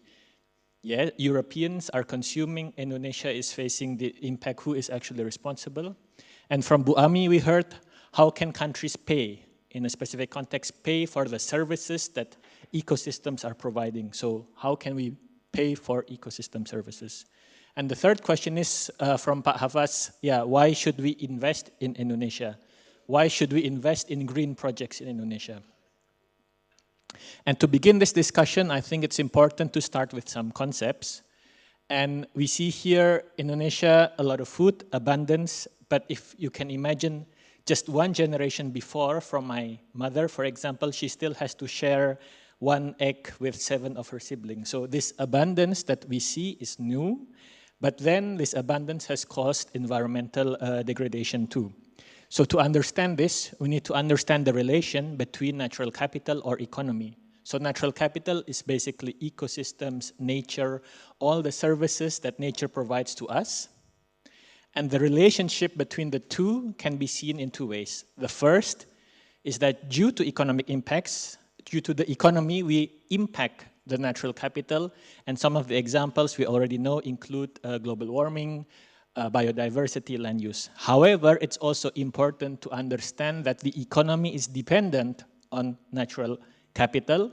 For instance, agriculture would not function without bees for pollination, or we would not have, Jakarta will not have water supply if all the forests in Bogor are cut. So water supply from forests, also a dependency. And my research focuses on this part. And to assess these two, there are different tools. So you might know life cycle assessment, environmentally extended input-outputs from the economy. People are used to analyze impacts. But for dependencies, there are different concepts such as ecosystem services or nature's contribution to people. And yes, this is the focus. So what is the current knowledge? The current knowledge is that LCA, very good, looking at the supply chain. I can see from my EV produced here in Germany, what is the impact caused by nickel in Indonesia. But when we talk about dependencies, they are very good in providing spatial detail, such as this, for example. However, if we try to look at dependencies across the supply chain, I cannot say if me sitting here in Göttingen, I am dependent on a forest in Majalengka, for example. This is not so easy. And the European Union has developed a tool called Encore to try to look at this, but this is still semi-qualitative. So it's high, medium, low, there is no actual number. And yeah, the tool that we are developing is aimed to extend this. And why is this important? Because going into the future, when we have the EU CSRD, for instance, EUDR that was often mentioned here, we need to know the exact numbers. It's not enough only to have this very vague discussion on our relation with the environment impacts or dependencies. So the goal and the objective, if we again look back to the 3 questions brought in the keynote speech, is first, I hope to show a tool which will be able to actually indicate who is actually dependent on natural capital, so to show the real responsible person. What ecosystem services are actually being used, where are they being used, and why is it actually beneficial in some cases to invest in green investment in Indonesia. Because when the EU has these rules that Indonesia is not, let's say, environmentally compatible, I think we can also counter-argue this and not always have the argument we will lose livelihood or these classic economic arguments that we always hear. And the case study, yes, you can look at different things, but I focus on EU oil crop consumption because this is very heated debate amongst Indonesia and the EU. And why is it important also if we talk about nutrient retention, which means having a lot of excess nutrients such as nitrogen or phosphorus in the water supply. So downstream, this means it will affect the water quality for consumers like us here in the cities, but upstream it also means that farmers need to actually put more fertilizer, and this also means additional cost. So it matters both to rural and also to urban people. So what is nutrient retention? Nutrient retention is simple definition, nutrient load, the amount of nutrient you put into the soil through organic or mineral fertilizer, for example, minus export. Nutrient export is nutrient load multiplied by an erosion factor, for instance, due to rainfall or slope. So the higher the slope, the more rainfall that you have, the more erosion or the more export. And also you can look at this in relative terms, for instance, nutrient retention ratio, which is the amount of nutrient retained relative to your load. Because if you look at an absolute value, sometimes, okay, it makes sense because you simply have a higher load. So then you need to look at this relatively for comparison of effectiveness. And the methodology is through several models. So first, you need to map globally nutrient retention, and I use the INVEST NDR model, which uses different maps, for instance, elevation models, rainfall maps, and with several parameters which define how your stream looks like and so on. And then once you have a global map of nutrient retention, you allocate this into a specific crop of interest, again based on another map of crop distribution. And once this is done, here comes the interesting part, because now you have a map like this, for instance, nutrient retention for a specific crop globally, and then this gets inputted into the supply chain assessment part, which is based on input-output tables which describe trade flows across the globe. So what is done here in the supply chain assessment is that you calculate nutrient retention equals the supply chain matrix describing the flow of goods and services across the supply chain multiplied by an intensity of your dependency. So what you have is, for example, then euros flowing from Indonesia to Germany for, let's say, Nutella consumption multiplied by kilogram of nutrient retained per euro demand of Nutella for that specific year. And theoretically, you can also actually change this part, extension, with other indicators. So in this case, is nutrient retention. You can change with global warming, land use, also value added, which is very important. So then you can also look at trade-off. Okay, what is the value added to the economy relative to the impact or dependency I have. So what are the results? So what we see as an outcome is a Sankey diagram of sort. And the Sankey diagram shows a flow of nutrient retention for a specific demand. So this looks at nutrient retention due to EU consumption of oil crops. And we see that there are some main sectors here, like livestock products, vegetable oil, industry. And it's very important to see here that the non-food sector is not negligible, meaning that when we talk about EU oil crop consumption, it's not only what you see in the supermarket sold as oil, but also embedded oil in multiple products, such as the soap that you might use in your hotel today, and so on.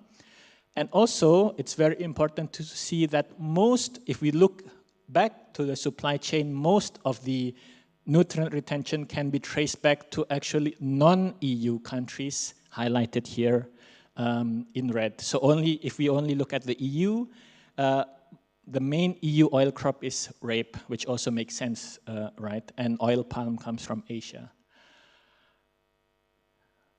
So now this diagram that I showed earlier can be further broken down into further detail to see exactly what the sectors are. So for instance, these are the sectors. Milk, pig meat is actually important. So maybe in livestock feed, you have a lot of oil there. And also the specific countries, if you really want to identify where nutrient retention is coming from due to EU oil crop consumption. Which then also makes sense to a degree. So then you have also a comparability. Okay, milk is higher compared to direct consumption of soybean oil or other oil crops. With the tool, since I mentioned earlier, you can also look at other indicators, not only at nutrient retention, and you can see a trade-off, and this can be assessed by different parameters, by sector, by region target, but I think it's interesting here to show by region of origin and by country, since we are talking about economic and political implications. Because here, what do you see? What you see is a graph plotting impact, so land use in this case, land use versus nutrient retention. And what we see if we compare Indonesia and Brazil is that you can argue Brazil and Indonesia provide the same amount of ecosystem service to the EU.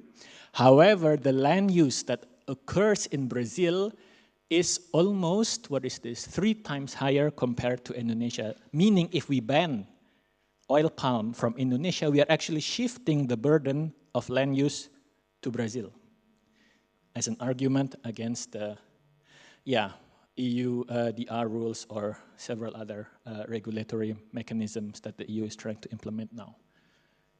Because yes, the devil lies with the details, sadly. So what is this then in real time? So we see, we know that oil palm is very contested, and we see these are the sectors in the EU which are very dependent on oil palm and nutrient retention, because we see the flow here, 100% going to oil palm. And imagine, let's fix these sectors, and if we spread that to other oil crops, we see that, okay, if we ban oil palm from Indonesia and Malaysia, theoretically, the EU can source from other countries, such as France, Malaysia, Australia, or Argentina. But if we look at the NRR, or the nutrient retention relative to export, actually Indonesia is much better. So actually, if we focus on nutrient retention, it's actually beneficial to keep sourcing from Indonesia compared to other countries. And through the spatial granularity of the tool, you can exactly point where in Indonesia is it beneficial. Should we procure still in Riau, or should we procure in Kalimantan? And this is very important because generalizing all of Indonesia doesn't make sense. Indonesia is as big as the EU, right? So it's very different. So what is the future direction of this assessment? There are many other indicators that we can include for analysis. For instance, human well-being has been done before. where they overlay, for example, nutrient retention with the amount of water that people need. This has been done globally, but we need to do it for the supply chain, and also deforestation can be done. So to conclude, there are certain economic sectors in Europe which are dependent on nutrient retention elsewhere from the planet, and thus Europe is also partially responsible for the protection of this natural capital. So ecosystem service can be quantified globally for a certain sector, and this is the beginning of the valuation and final payment, a topic which was discussed by Pa Jeffrey in the first talk, valuation. And in the context of EU oil crop consumption, the contribution of non-food sectors are not irrelevant, and therefore we should also look at the embedded oil crop consumption. And finally, there is still a lot of improvement which needs to be done with this tool, and further research is needed to address its limitations. And with that, I would like to conclude. Thank you very much. And yes, please feel free to reach out to me for questions on oil palm, nutrient retention, and so on. Thank you.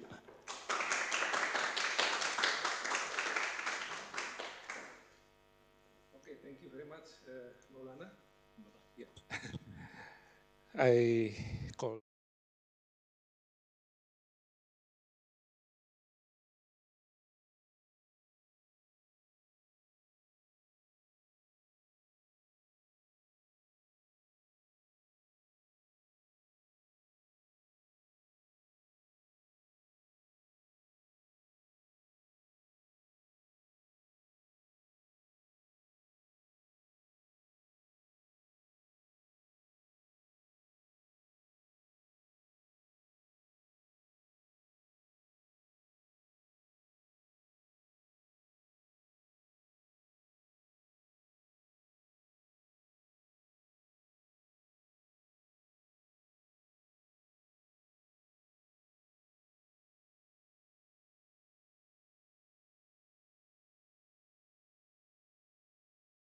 Environmental impact and dependency that occurs in Indonesia, and with this we can argue with the EU in the same language.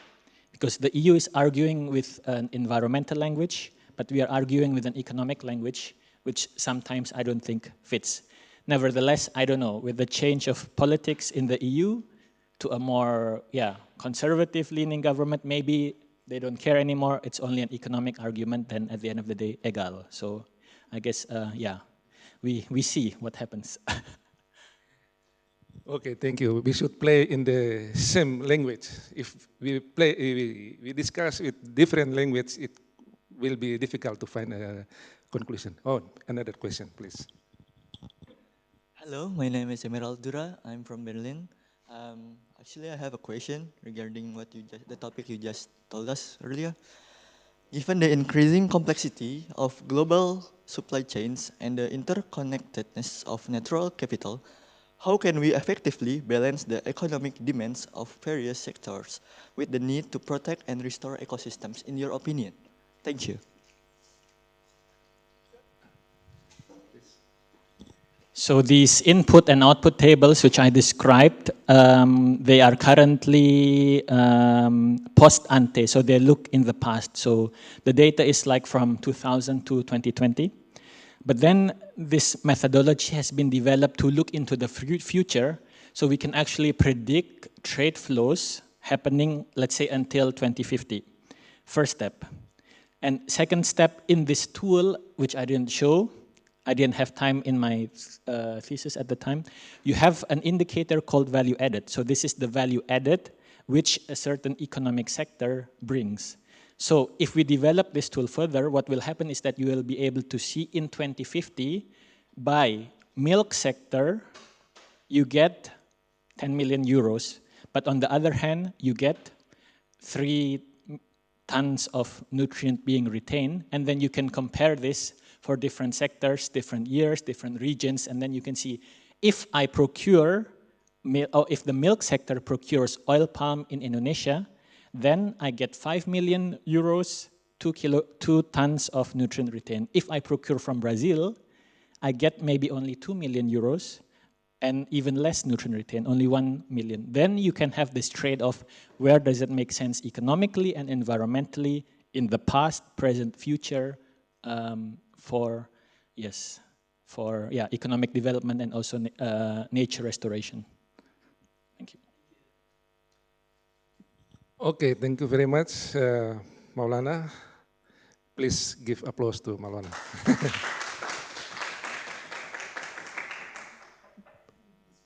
Yeah, we move to the next presenter. I will invite Widya Smoro Piratmojo, maybe from virtual presentation. Please, your time. Yeah, thank you very much. Good morning, good afternoon, everyone. I'm pleased to present you today on behalf of my co-authors, Rizkato Solehah, and myself, Ilyas Morpet Mojo. I have a master degree in sustainable development management, and actually I'm working as ESG analyst now. And our presentation today will focus on the impact of low carbon transition on industry transformation, which is more focusing on carbon emission reduction and turnover rate correlation in Indonesia. Our research explore how the shifts towards lower carbon emissions impacts industries, particularly in the mining sector in Indonesia. We are using financial and non-financial reports to examine this relationship. We will focus on how these changes affect corporate turnover rates and emissions. So it's a substantial topic, I think. And I encourage you to think about this from both an economic and environmental perspective, because what we are doing actually is relatively simple. And I hope you might follow the discussion. And then move on to the next slide, please. Next slide. Yeah. So this is our contents, and we can move further to the next slides, which is introduction and problem identification. Yeah, next slides, please. Yes, this is four major a challenge. So the first, global shift towards reducing carbon emissions. This presents a major challenge for industries, as you see here in our slides, especially in countries like Indonesia, where coal is still one of primary energy resources among the others. And if we take a look at the global climate commitments here, these commitments are really crucial as they set the stage for policy and industrial transformations. Indonesia owns nationally determined contributions. This is NDCs for it stands for nationally determined contributions, aim for 29% until 41% reduction by 2030. This is very ambitious, actually. And and the next one also a substantial theme that we need to consider about Indonesia's energy landscape. Coal or non-renewable energy resource plays a dominant role in this case, still used by Indonesia, which complicates the shift towards renewable energy. So if we want to be renewable, then we need to move forward to the renewable energy, which means we need to leave or we need to ignore this kind of consumption or dependence. This dependence creates tension between maintaining economic growth and fulfilling international environmental commitments, as you see from the previous content, global climate commitments. And also industrial transformation. This is also quite important. That's now we are discussing isn't just about environmental policies. It's about business as the actor or economic actor, having to adapt their strategies, invest in new technologies, and often also face operational disruptions. This means that company needs to innovate or maybe to take a risk falling behind due to this transition. This is what we are trying to observe or identify. And thus our focus in this research or in this observation is about financial performance and sustainability. How about the company itself? So we measure the turnover rate, and also carbon emission as the important variables. Of course, there are a lot of variables that we can consider. However, in this currently we just focus on those two variables. It's crucial to us, are these environmental goals hurting or helping corporate financials?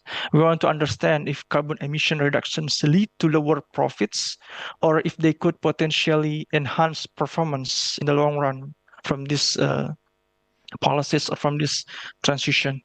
This leads to our research questions. What is the correlation between turnover rate and carbon emissions in Indonesia's mining industry?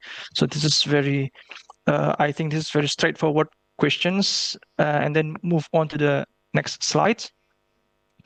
Now we are discussing about state of the art of our research.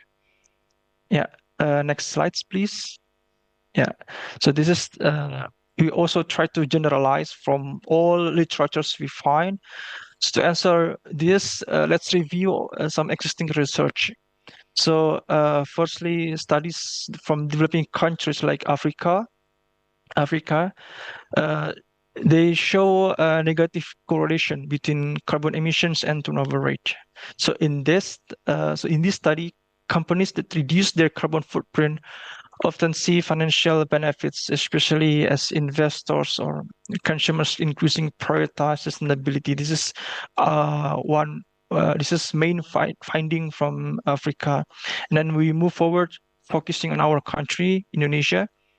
However, in Indonesia's mining sector, as you see here, we see a slightly different trend. So the extent of carbon emission disclosure remains moderate in our country, meaning that transparency around environmental impacts is still a work in progress. This is our assumption. This makes it harder to fully assess how emissions influence financial performance. And also, additionally, preliminary research shows as well that financial metrics like return on assets, if you see here, return on assets, return on sales, and return on equity are influenced by emissions. So yeah, I think it's quite interesting for us to discuss. Yeah, particularly in sectors with high greenhouse gas outputs. So in general, reducing emissions has a positive impact from the overall literature we found on financial returns in high emissions industries. But this relationship is complex and sector specific. So yeah, we aim to clarify this for Indonesia's mining industry. And yeah, we would like to contribute to the ongoing discourse on sustainability and corporate profitability. So next slide, please. Now we move on to the methodology. Yeah, so this is also a very simple methodology, what we do. If you see here from, we use simple linear regression to analyze the relationship between turnover as our dependent variable and carbon emissions, if you see here. And we modify the equation into y sub t because we analyze from 2019 to 2023. So the t here represents, so y sub t here represents the time variable. And the rest is, as you know, that stands for intercept, slope, error term for our modeling. We collected data from 41 mining companies listed on the Indonesia Stock Exchange, IDX, if you might have known, spanning the years 2019 until 2023. So this time frame allows us to observe changes across the year over a significant period, covering pre- and post-pandemic economic conditions. As you might still remember, our pandemic occurred in 2020, which could affect both emissions and turnover probably. We also employed data preprocessing technique. So we use linear interpolation. So the equation is there, if you see here. And also to handle missing, this is our linear interpolation is to handle missing values, because this is also our difficulty to collect the data, and also a huge outliers. So we also try to handle these outliers, ensuring that the analysis is robust and reliable. So by cleaning the data, we were able to focus on the real trends and avoid skewed results. And additionally, we also use log transformations to normalize our data sets. And move on to the next slide. Yeah, this is our results and findings. So firstly, take a look at this descriptive statistics or descriptive data to have such a short overview, brief overview, how it looks like. So yeah, as you see here, that our data were right skewed, indicating the presence of outliers. If you could imagine companies that either emitted far more or earned much higher revenues than the median company. This is also, yeah, if you see here, you can imagine how the data looks like. And the skewness require us to apply log transformation as a consequence to better interpret the results. As we can see, turnover rates and emissions varied considerably from year to year. Take a look at the scientific digits over here. All the numbers are quite different. And it's important to note that while the statistics help us understand the general trends, they don't yet reveal the strength of the relationship between turnover and emission. So thus, we need to dig deeper into the regression analysis. And then next slide. Yeah, now we take a look at the distribution. So it shows the non-normal distribution. Looking closer at the distribution over here from time to time, it looks non-normal distribution. After applying the log transformation, so we found normalized data sets after that. This allowed us to proceed with our regression analysis with greater confidence in the accuracy after all. So by normalizing the data, we minimize the impact of extreme outliers and yeah, could have better result to identify the central trends. So this is also a critical step as it ensures that the results are not being skewed by just a few companies, but reflect the broader sector's behavior. Yeah, and then next slide. So this is model evaluation from our statistical analysis. So our yearly analysis showed an interesting trend. If you see from 2019 to 2023, the correlation coefficient between turnover and emissions from over the year has weakened over time. So from 0.4383 to 0.2314. So in earlier years, the relationship was stronger. We have higher coefficients and R squared values. If you see also R squared and F statistics, if you see here R squared from 0.2809 in 2019, and then take a look at R squared in 2023, 0.08766. Yeah. Yeah, so yeah, this means that emissions had a more direct impact on financial performance in the past. However, this relationship is diminishing. It could be the loss as companies become more efficient or implement new technologies, probably. The direct financial impact of emissions reduction is less pronounced, however. Or external factors, maybe they might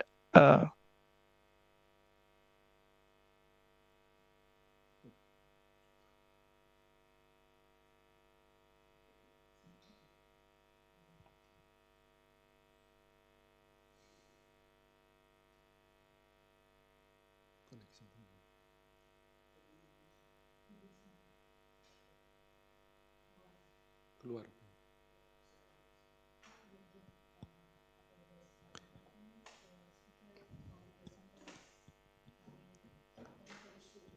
Okay, we are having a technical issue, so we apologize for that. And we are waiting for a little bit, or we should continue to another presenter.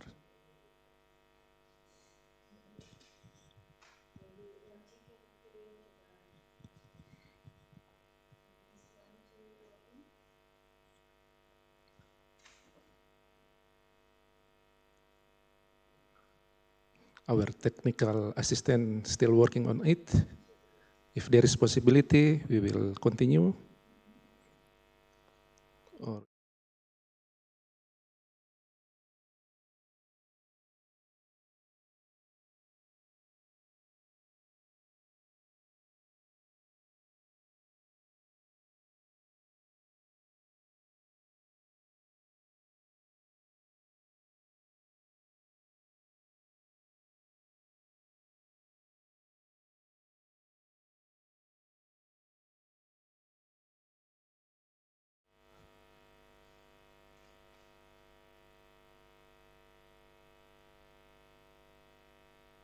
Test.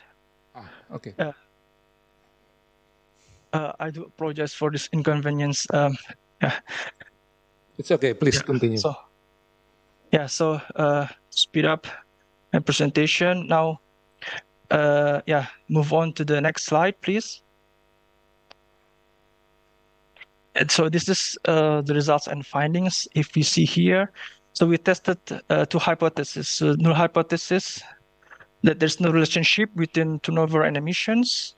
And the second alternative hypothesis, that there's a significant relationships between turnover and emissions.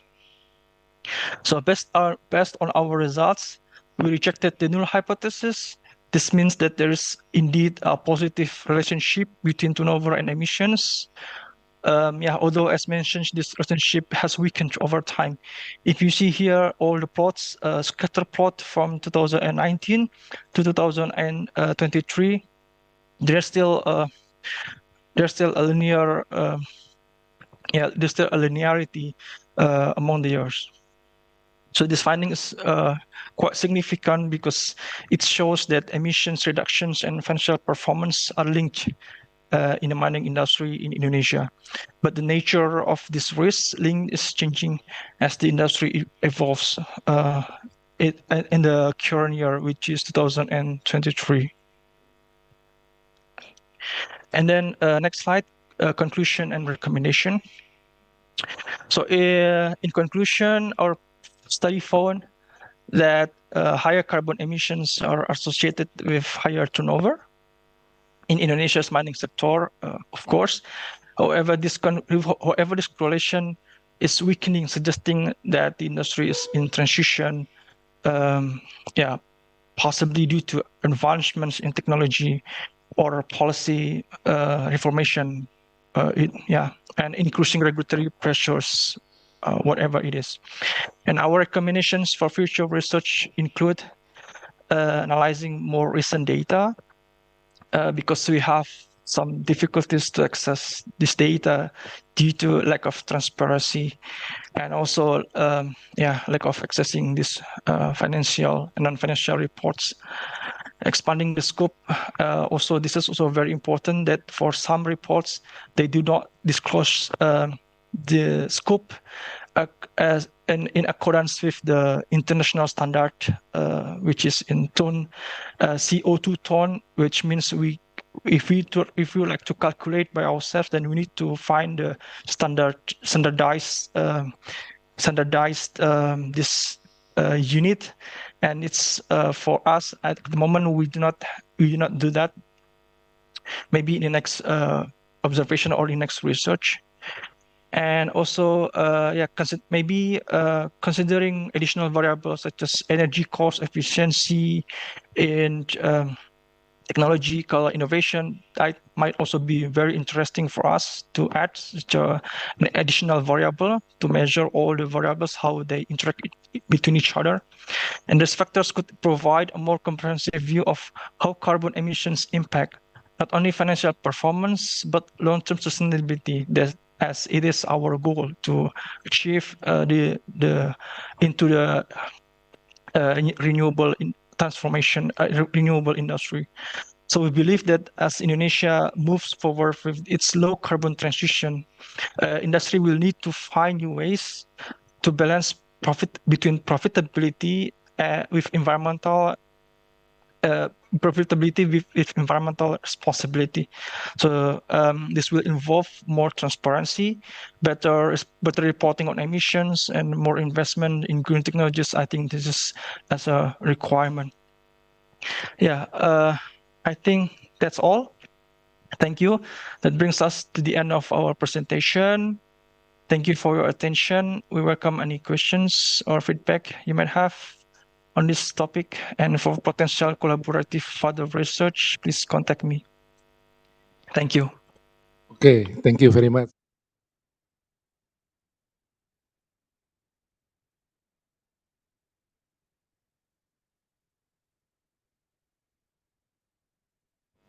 Bu Risma. Thank you. So if I'm not mistaken that you measure the carbon emissions, right? But we know that there's, if we talk about the greenhouse gas emissions, it's not only consists of the carbon dioxide, but maybe it's also carbon monoxide or methane. Methane also has C, the carbon in it, or maybe H2 or other gases, right? But what specifically gases that you measure here? Or maybe will you consider for your further study to also measure the other gases? Maybe that's my questions. Thank you very much for a question, Ms. Risma. So actually, what we use as a variable for this emission is total emission. So actually, a company needs to disclose this scope emissions. This is regulated by the institution or by the authority. For example, if we take a look at the Europe, in Germany especially, they have for this they have EFRAG, which is EFRAG. It stands for European Financial Accounting Regulation. So they try to regulate how a corporate needs to disclose in annually how much emissions they consume, and this so we use total emission in this case. So total emission actually is derived from three different or three distinct scopes, which is called as scope 1, scope 2, and scope 3.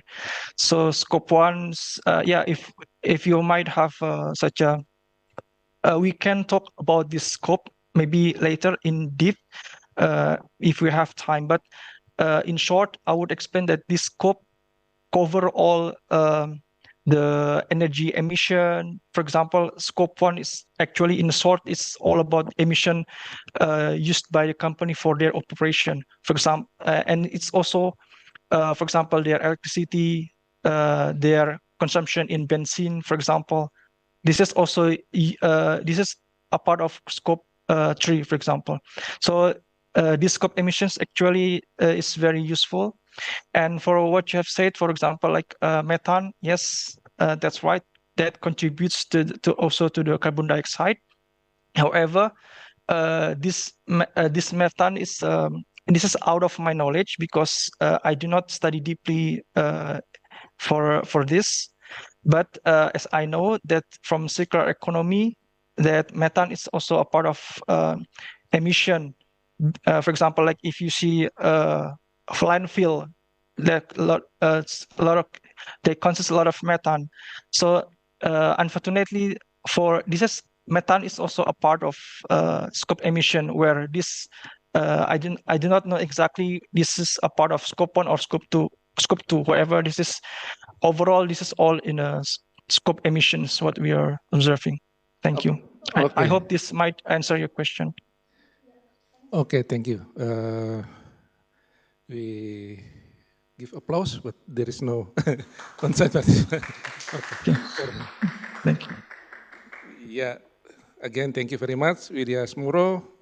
Now we will move to another presenter. We call Safira Arisli. Hello.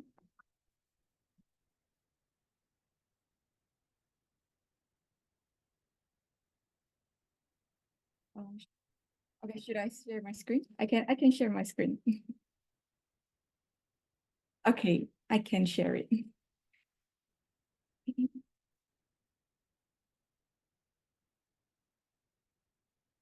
All right. Can you see it? Okay. Okay, good morning, afternoon, and evening, everyone. Thank you very much for the opportunity for me to present our work today, titled Designing Intervention for Sustainability Awareness in Marginalized Community, based on PULI program, a collaboration program between Tec de Monterrey, Mexico, and Chiba University, Japan. I'm Safia Aristi, PhD researcher in Design Course System Planning Laboratory. Hisa Martinez and Juan Carlos are my assistant professor in Chiba University, and Professor Alejandro is a lecturer in Tec de Monterrey. To be honest, this topic is a bit extensive from low carbon development by definition, but I hope this research can be useful as a consideration for social implication on obscure group of people in big governmental and industrial projects. So PULI program, abbreviation for Post-Urban Living Innovation Education and Research Program, is a collaboration program that aims to use technology to take on the challenges posed by the various issues faced by humans. This program has run since 2015 and hosted both in Japan and Mexico. Since 2023, PULI program took a new challenge to tackle. This challenge is actually a combination of a few initiatives run by Tec de Monterrey, which is Distrito Tec, Altamira, and IFE. Distrito Tec is an urban regeneration program. Altamira is initiative to improve the quality of life in Campanya Altamira, while IFE is future education for innovative and entrepreneurial leader program. In the middle of all of these programs is Campanya Altamira, a neighborhood community in Monterrey, Mexico. The community faced significant risks related to natural disaster and health issues due to topographical conditions, unregulated housing construction, and inadequate basic services such as water, drainage, lighting, electricity, and waste management. Despite our various regeneration efforts, it is still remain as one of the community with highest dropout and illiterate rate in Monterrey. Houses were built without permits in the hilly area, making it difficult to bring households' waste down, which resulted in it piling up at the top of the hill. Campanya Altamira is one of the community in developing country that lack the privilege to consider sustainability, make environmentally friendly choices, or even comprehend the importance of such decision. Their primary focus is on survival with little belief in policies aimed at sustainability. There is an interesting research paper that discusses sustaining engagement in this area. We know many stakeholders have tried to help marginalized communities, but once the public funding ends and the inauguration is over, who will return again? But the next question is how to actually successfully intervene the mindsets of the communities. Well, the program is still ongoing, so honestly, we don't have the answer of that too. But that is what we want to try. The big goal is to design and instill an intervention of a self-sufficient educational program on innovating from waste. Maybe some of you is already familiar with this concept. Bottom-up innovation is a term for grassroots initiative and ideas, which means it came from the people or the community. As you can see from the chart from previous research, top-down innovation means R&D from an institution and then apply it to the market or users, while bottom-up is from the people, systemic solution, and go up to other bigger markets or users. Actually, in our framework, we are using both bottom-up and top-down in the process of intervention, with the goal of influencing how children in Campanya Altamira perceive waste and micro-manufacturing education. We can see at the long-term program, we aim for the autonomous loop on specific local community members, and we hope it will continue looping in the future. This is the initial loop that we have done these 2 years, starting from research and conceptualization, prototyping, and then testing. On 2023 and early 2024, we did the first 2 steps done by the students of Tec de Monterrey and Chiba University in 2 workshops. They come up with Seminas del Futuro, Seeds for the Future concept, where students will learn how to make things out of waste. On June 2024, we did the first touch point with the students at Campanya Altamira. In this workshop, they learned to make precious plastic and learn design basics on how to solve problems. The age of the students were ranging from 10 to 15. We all know that plastic trash are bad and dangerous, but we don't want to scare them, the students, and make them feel disconnected, where they see this plastic as normal part of their lives. So in the workshop, we try to change it to what kind of innovations or things that you have seen daily that was made with plastic bottle. So if, for example, one of the participants talk about soap bottle, the other one talk about games that they made by themselves, and the other one talk about the educational tools that was used by their teacher. The design result is quite interesting, although we cannot say that it's purely from the students because there are some social class and age gap issue, which we are trying to tackle in the future research. So there are 3 groups. One of the group came up with the design of street lights based on iteration of Christmas decoration.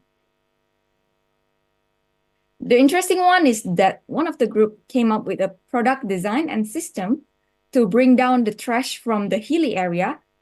And this actually surprised us and makes us very happy because they are thinking of something to solve problems that they see daily, which is the baby step of this intervention. This program is not finished yet and will be a very long journey for us. We would like to involve more stakeholders in the Campanya Altamira area in the future, observe them closer, and grow the students' eagerness to innovate more. In far future, we hope that this framework can also be used by a lot of other research in developing countries, including marginalized communities in Indonesia. Through this, there is hope that it will be possible to gradually shift mindset towards sustainability and empower communities to make greener choices for a more sustainable future. That is all for our presentation today. Thank you very much for your attention.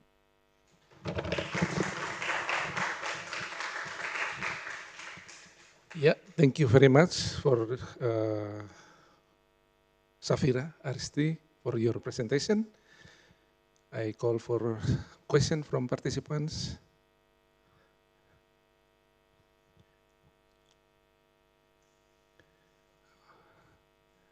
Yeah, it look like not there is no question, and maybe I have a question. In your program to design how to change the mindset of the community from wasting their facility to reduce the waste in their life.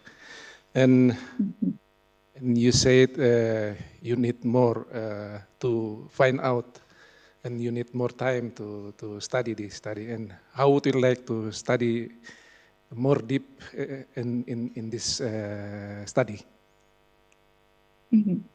Okay, thank you very much for the question. So I think I'll go back to the iterative design process in this looping framework. So like, I think we will try. So at first we will try to like instill some of the sustainability mindset by like, there is in the like outside of this community, there is actually this is actually a problem, and then like, but we try to instill it like very, very like low level, like not like scare them like this is bad and this is actually we need to clean everything. No. So we have to like slowly try to push this kind of mindset to make them know that, this is, we actually can make our life better if this trash is gone. So like this process is a long time process because we need to like educate the students, and we also need to like a little bit change their behavior a little bit by little bit. So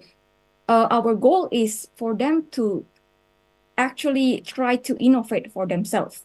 as you can see in the long-term program, the autonomous loop, we want them to like actually try to come up with something, or like, oh, this, maybe we can make this and then this, because we don't want just us to put like our knowledge from our research to them, but like they have to like try to think what's best for themselves. I think that's what will take a long time, and that's the process for the marginalized community, I think.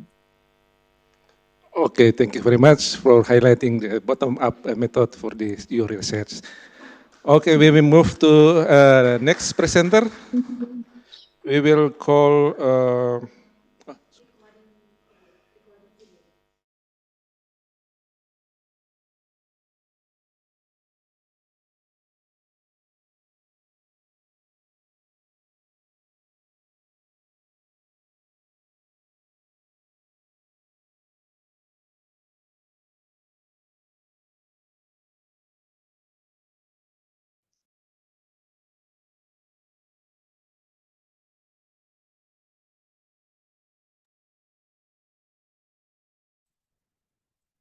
Okay. Hello. Check.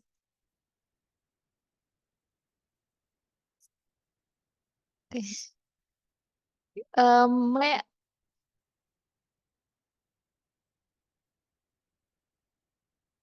Yes, yes, that's correct.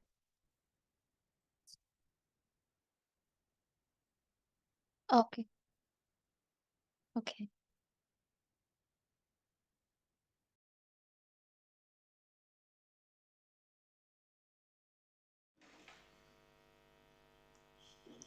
Good morning, everyone. Thank you for giving us a chance to present our research that titled A Sustainable Waste Management Model, examining the success of Pangharjo's TPS3R program at 5th International Conference of Integrated Excuse Intellectual me. Community Oh, Transformation I don't for hear Low anything Carbon here. Development.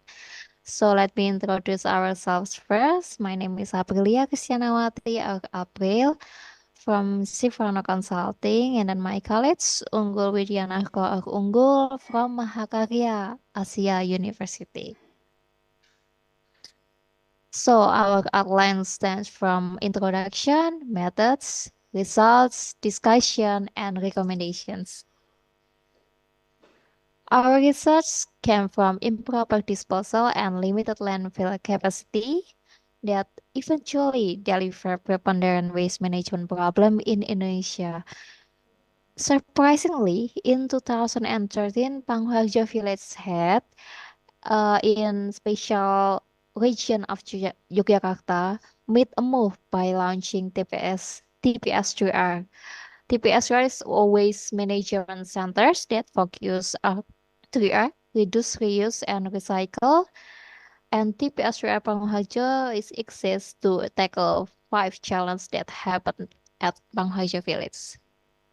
So the aims of the research are analyze and evaluate the waste management of Bangladesh's TPS3R program and investigates the program impact on stakeholder collaboration and public awareness. And the next part is methods. So in our research, we conduct literature review to identify key stakeholders in general and in Panggung Harjo waste management. From that key stakeholder identification, we then rank the stakeholders based on their significance. And then we also conduct social network analysis to visualize relationships among stakeholders in Panggung Harjo. And then we also compare between waste management in general and waste management in Panggung Harjo village. And the result is we recommend some points for waste management in general and waste management in Panggung Harjo village. Okay, and then the results are key stakeholders identification, stakeholders ranking, and social network analysis. We can see that we have 5 key stakeholders identification. They are government, community, intermediary, private sector, and business entity. And then by stakeholders ranking, as mentioned before, we have divided into two columns, general waste management by 10 journals and Panggung Harjo waste management. We can see that the second actor role is different that plays significance in waste management. General waste management says community is responsible in waste management, but Panghaja waste management put business entity named Bumdes Panggung Lestari. And social network analysis represents that the center of the network are Kupas Panggung Harjo, business unit of BUMDes Panggung Lestari, and government of Panggung Harjo Village. And the discussion from the result we get from our research, we identify some difference from those two groups. So the first difference is in general waste management, the community ranked second, while in Panggung Harjo waste management, the community ranked fifth. The second difference, in general waste management, the business entity become insignificant actor ranked fifth, while in Panggung Harjo waste management, the business entity become the important actor ranked second. And then the third difference, in general waste management, the private sector become ranked fourth, while in Panggung Harjo it ranked third. And the other, we also identify some good practices in Panggung Harjo waste management. And these good practices should be replicated in other communities. So there are some of the good practices, such as active village government. So the village government is initiate better waste management. They also build collaborations with many key actors, and they also regulate and supervise waste management processes.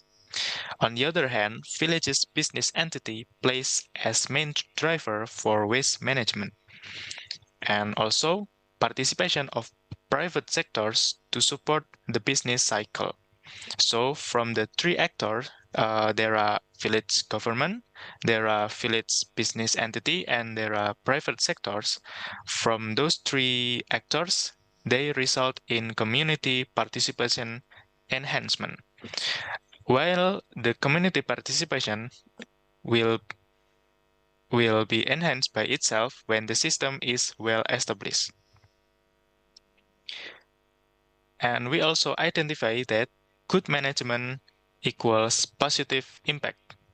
So the Panggung Harjo's TPS3R program is a successful example of sustainable waste management. It promotes a sustainable circular economy and reduce waste disposal. They also utilize some innovative strategies such as organic fertilizer production and also digital waste management system. Thus, from those good managements, they provide some positive impacts. So this is some of the positive impacts that Panggung Harjo made. And we also share some recommendations from our research. The first is for waste management in general, and the second is for waste management in Panggung Harjo waste management. So the first, for waste management in general, we say that the collaboration should be optimized between government, community, private sector, and other stakeholders. We also say that the practice in Panggung Harjo's TPS3R should be replicated in other communities. And also, there should be enhancement of public awareness. On the other hand, for waste management in Panggung Harjo, there should be connecting the unconnected actors. The second point, the biodigesters management in Panggung Harjo have not been widely developed. This can be seen from the report, which does not mention biodigesters. And the third point we recommend is the Panggung Harjo waste management should build cooperation with the energy industry. And that is our research. The point or the conclusion is we identify some good practices in Panggung Harjo village, and we think that those good practices should be replicated in other community for better waste management. Thank you for your attention. Good morning.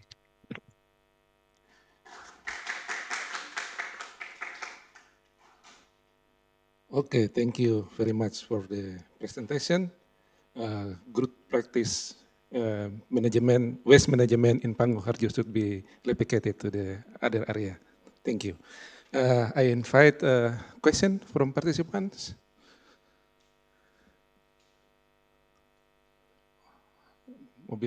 Or maybe. Excuse me. Excuse me. I would like to say that we don't hear anything on the Zoom.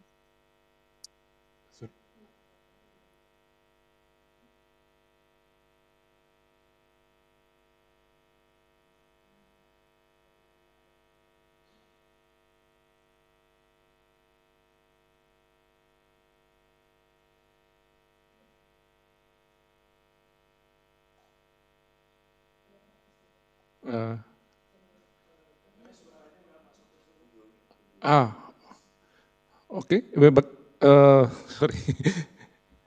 What about the video and the sound? Are you here? We can hear you, but we cannot hear the video that presented before. We cannot see the video, I think. But it's fine. Just go on. I don't know, maybe technical, because we can see your video here and the voice is okay. So maybe something to do with your video. But it's okay. We can hear the voice and we still can continue the discussion. So, any question? Oh, please.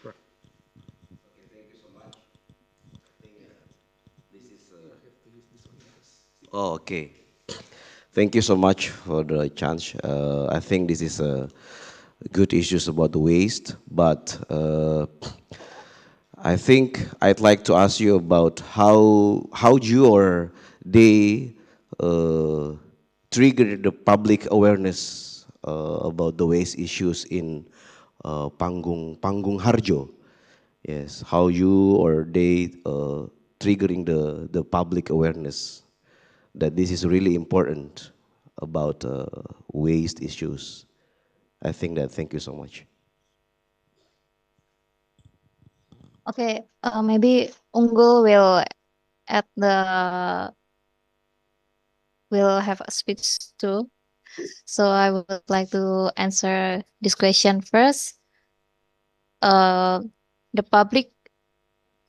So the TPS3R is launched because the awareness of the community still low. So the head of the village put the financing sector to waste management. If the community can give their waste, they will get the money. So the awareness and the enthusiasm will be that high. So far, that works. So maybe so, but we need further discussion and further research. That's all. Maybe Unggul will add the answer. Yes. Okay. Thank you, Aprilia. And I am sorry for the inconvenience. I am in the middle of another task here, so I would like to apologize for not turning on the camera. Okay. So how about the community participation? We think the one thing that important in this Panggung Harjo village is the commitment of the government. So not only talking or making some complex concept about waste management, but the village government also really implement the concept and their plan. And so with that, the community is seeing some good examples of the good governance like that. So the participant or the community is gaining some trust with their government. Maybe that is the main point that we find in the Panggung Harjo waste management. Thank you. Okay, yeah. Okay, thank you very much for Aprilia and Unggul for your valuable presentation. Next.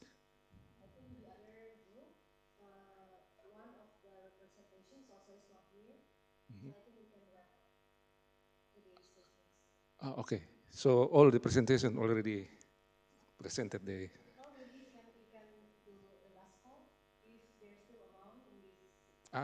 yeah.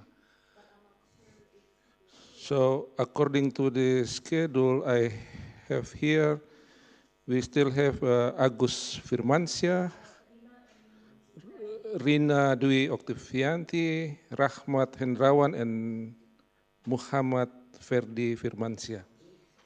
If you are available in the virtual, can you respond? Or if not, we will summarize this discussion in few seconds or few minutes.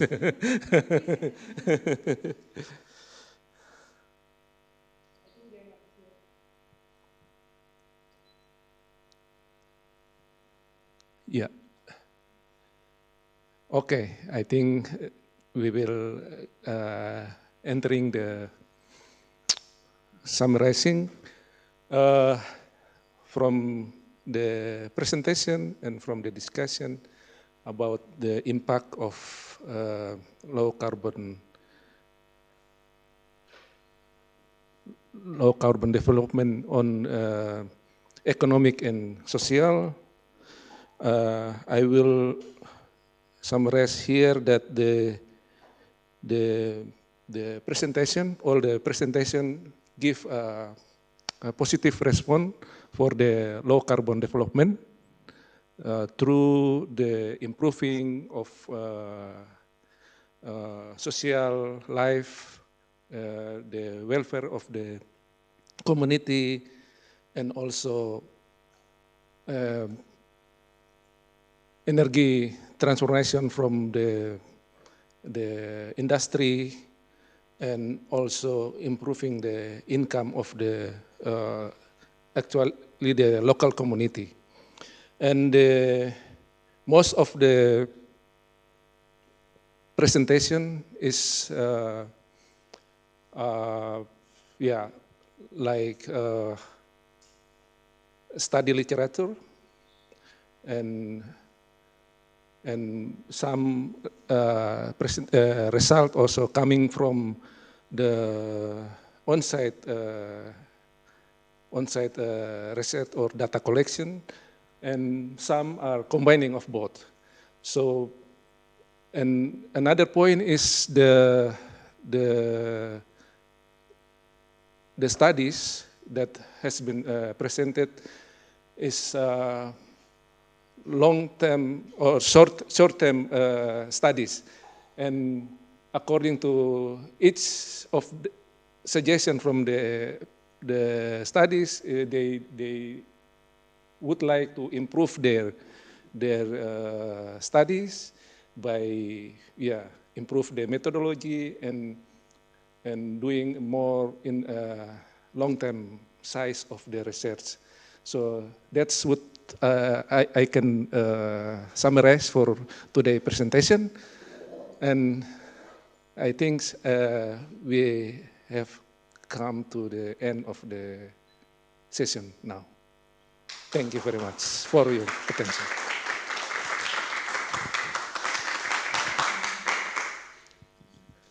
Oke. The partisipan.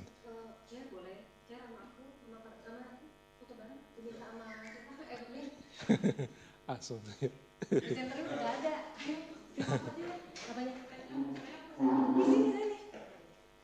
Ada Pak Yosia sebagai chair dari acara. Yang diajak aja juga. Oh iya ini kalau ada presenter online suruh open apa? Open mic. Tolong dibuka. Sorry, if you're still around, please switch on your camera. We will have a photo. Apa sih foto bersama tuh? Photo session. Ini sudah bahasa Jerman, bahasa Inggris, bahasa Indonesia, bahasa Sunda, sekarang di otak udah mix. Oh di depan apa gimana? Sini aja, jadi bareng sama ini nih. Iya, serta online. IT.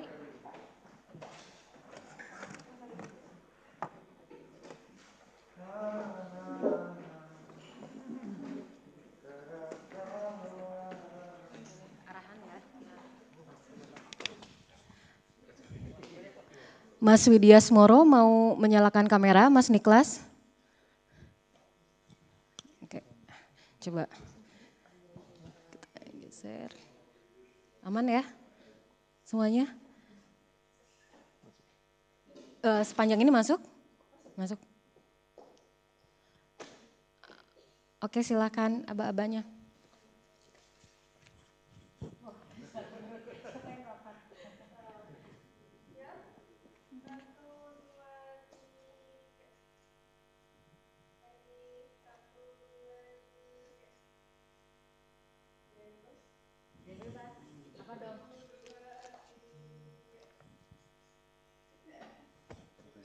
Mau gantian nggak?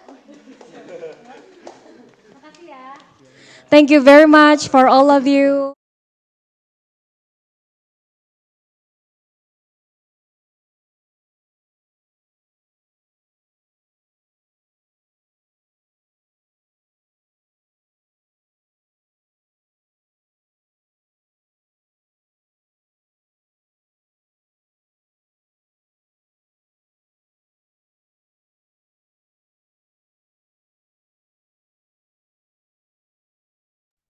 Thank you.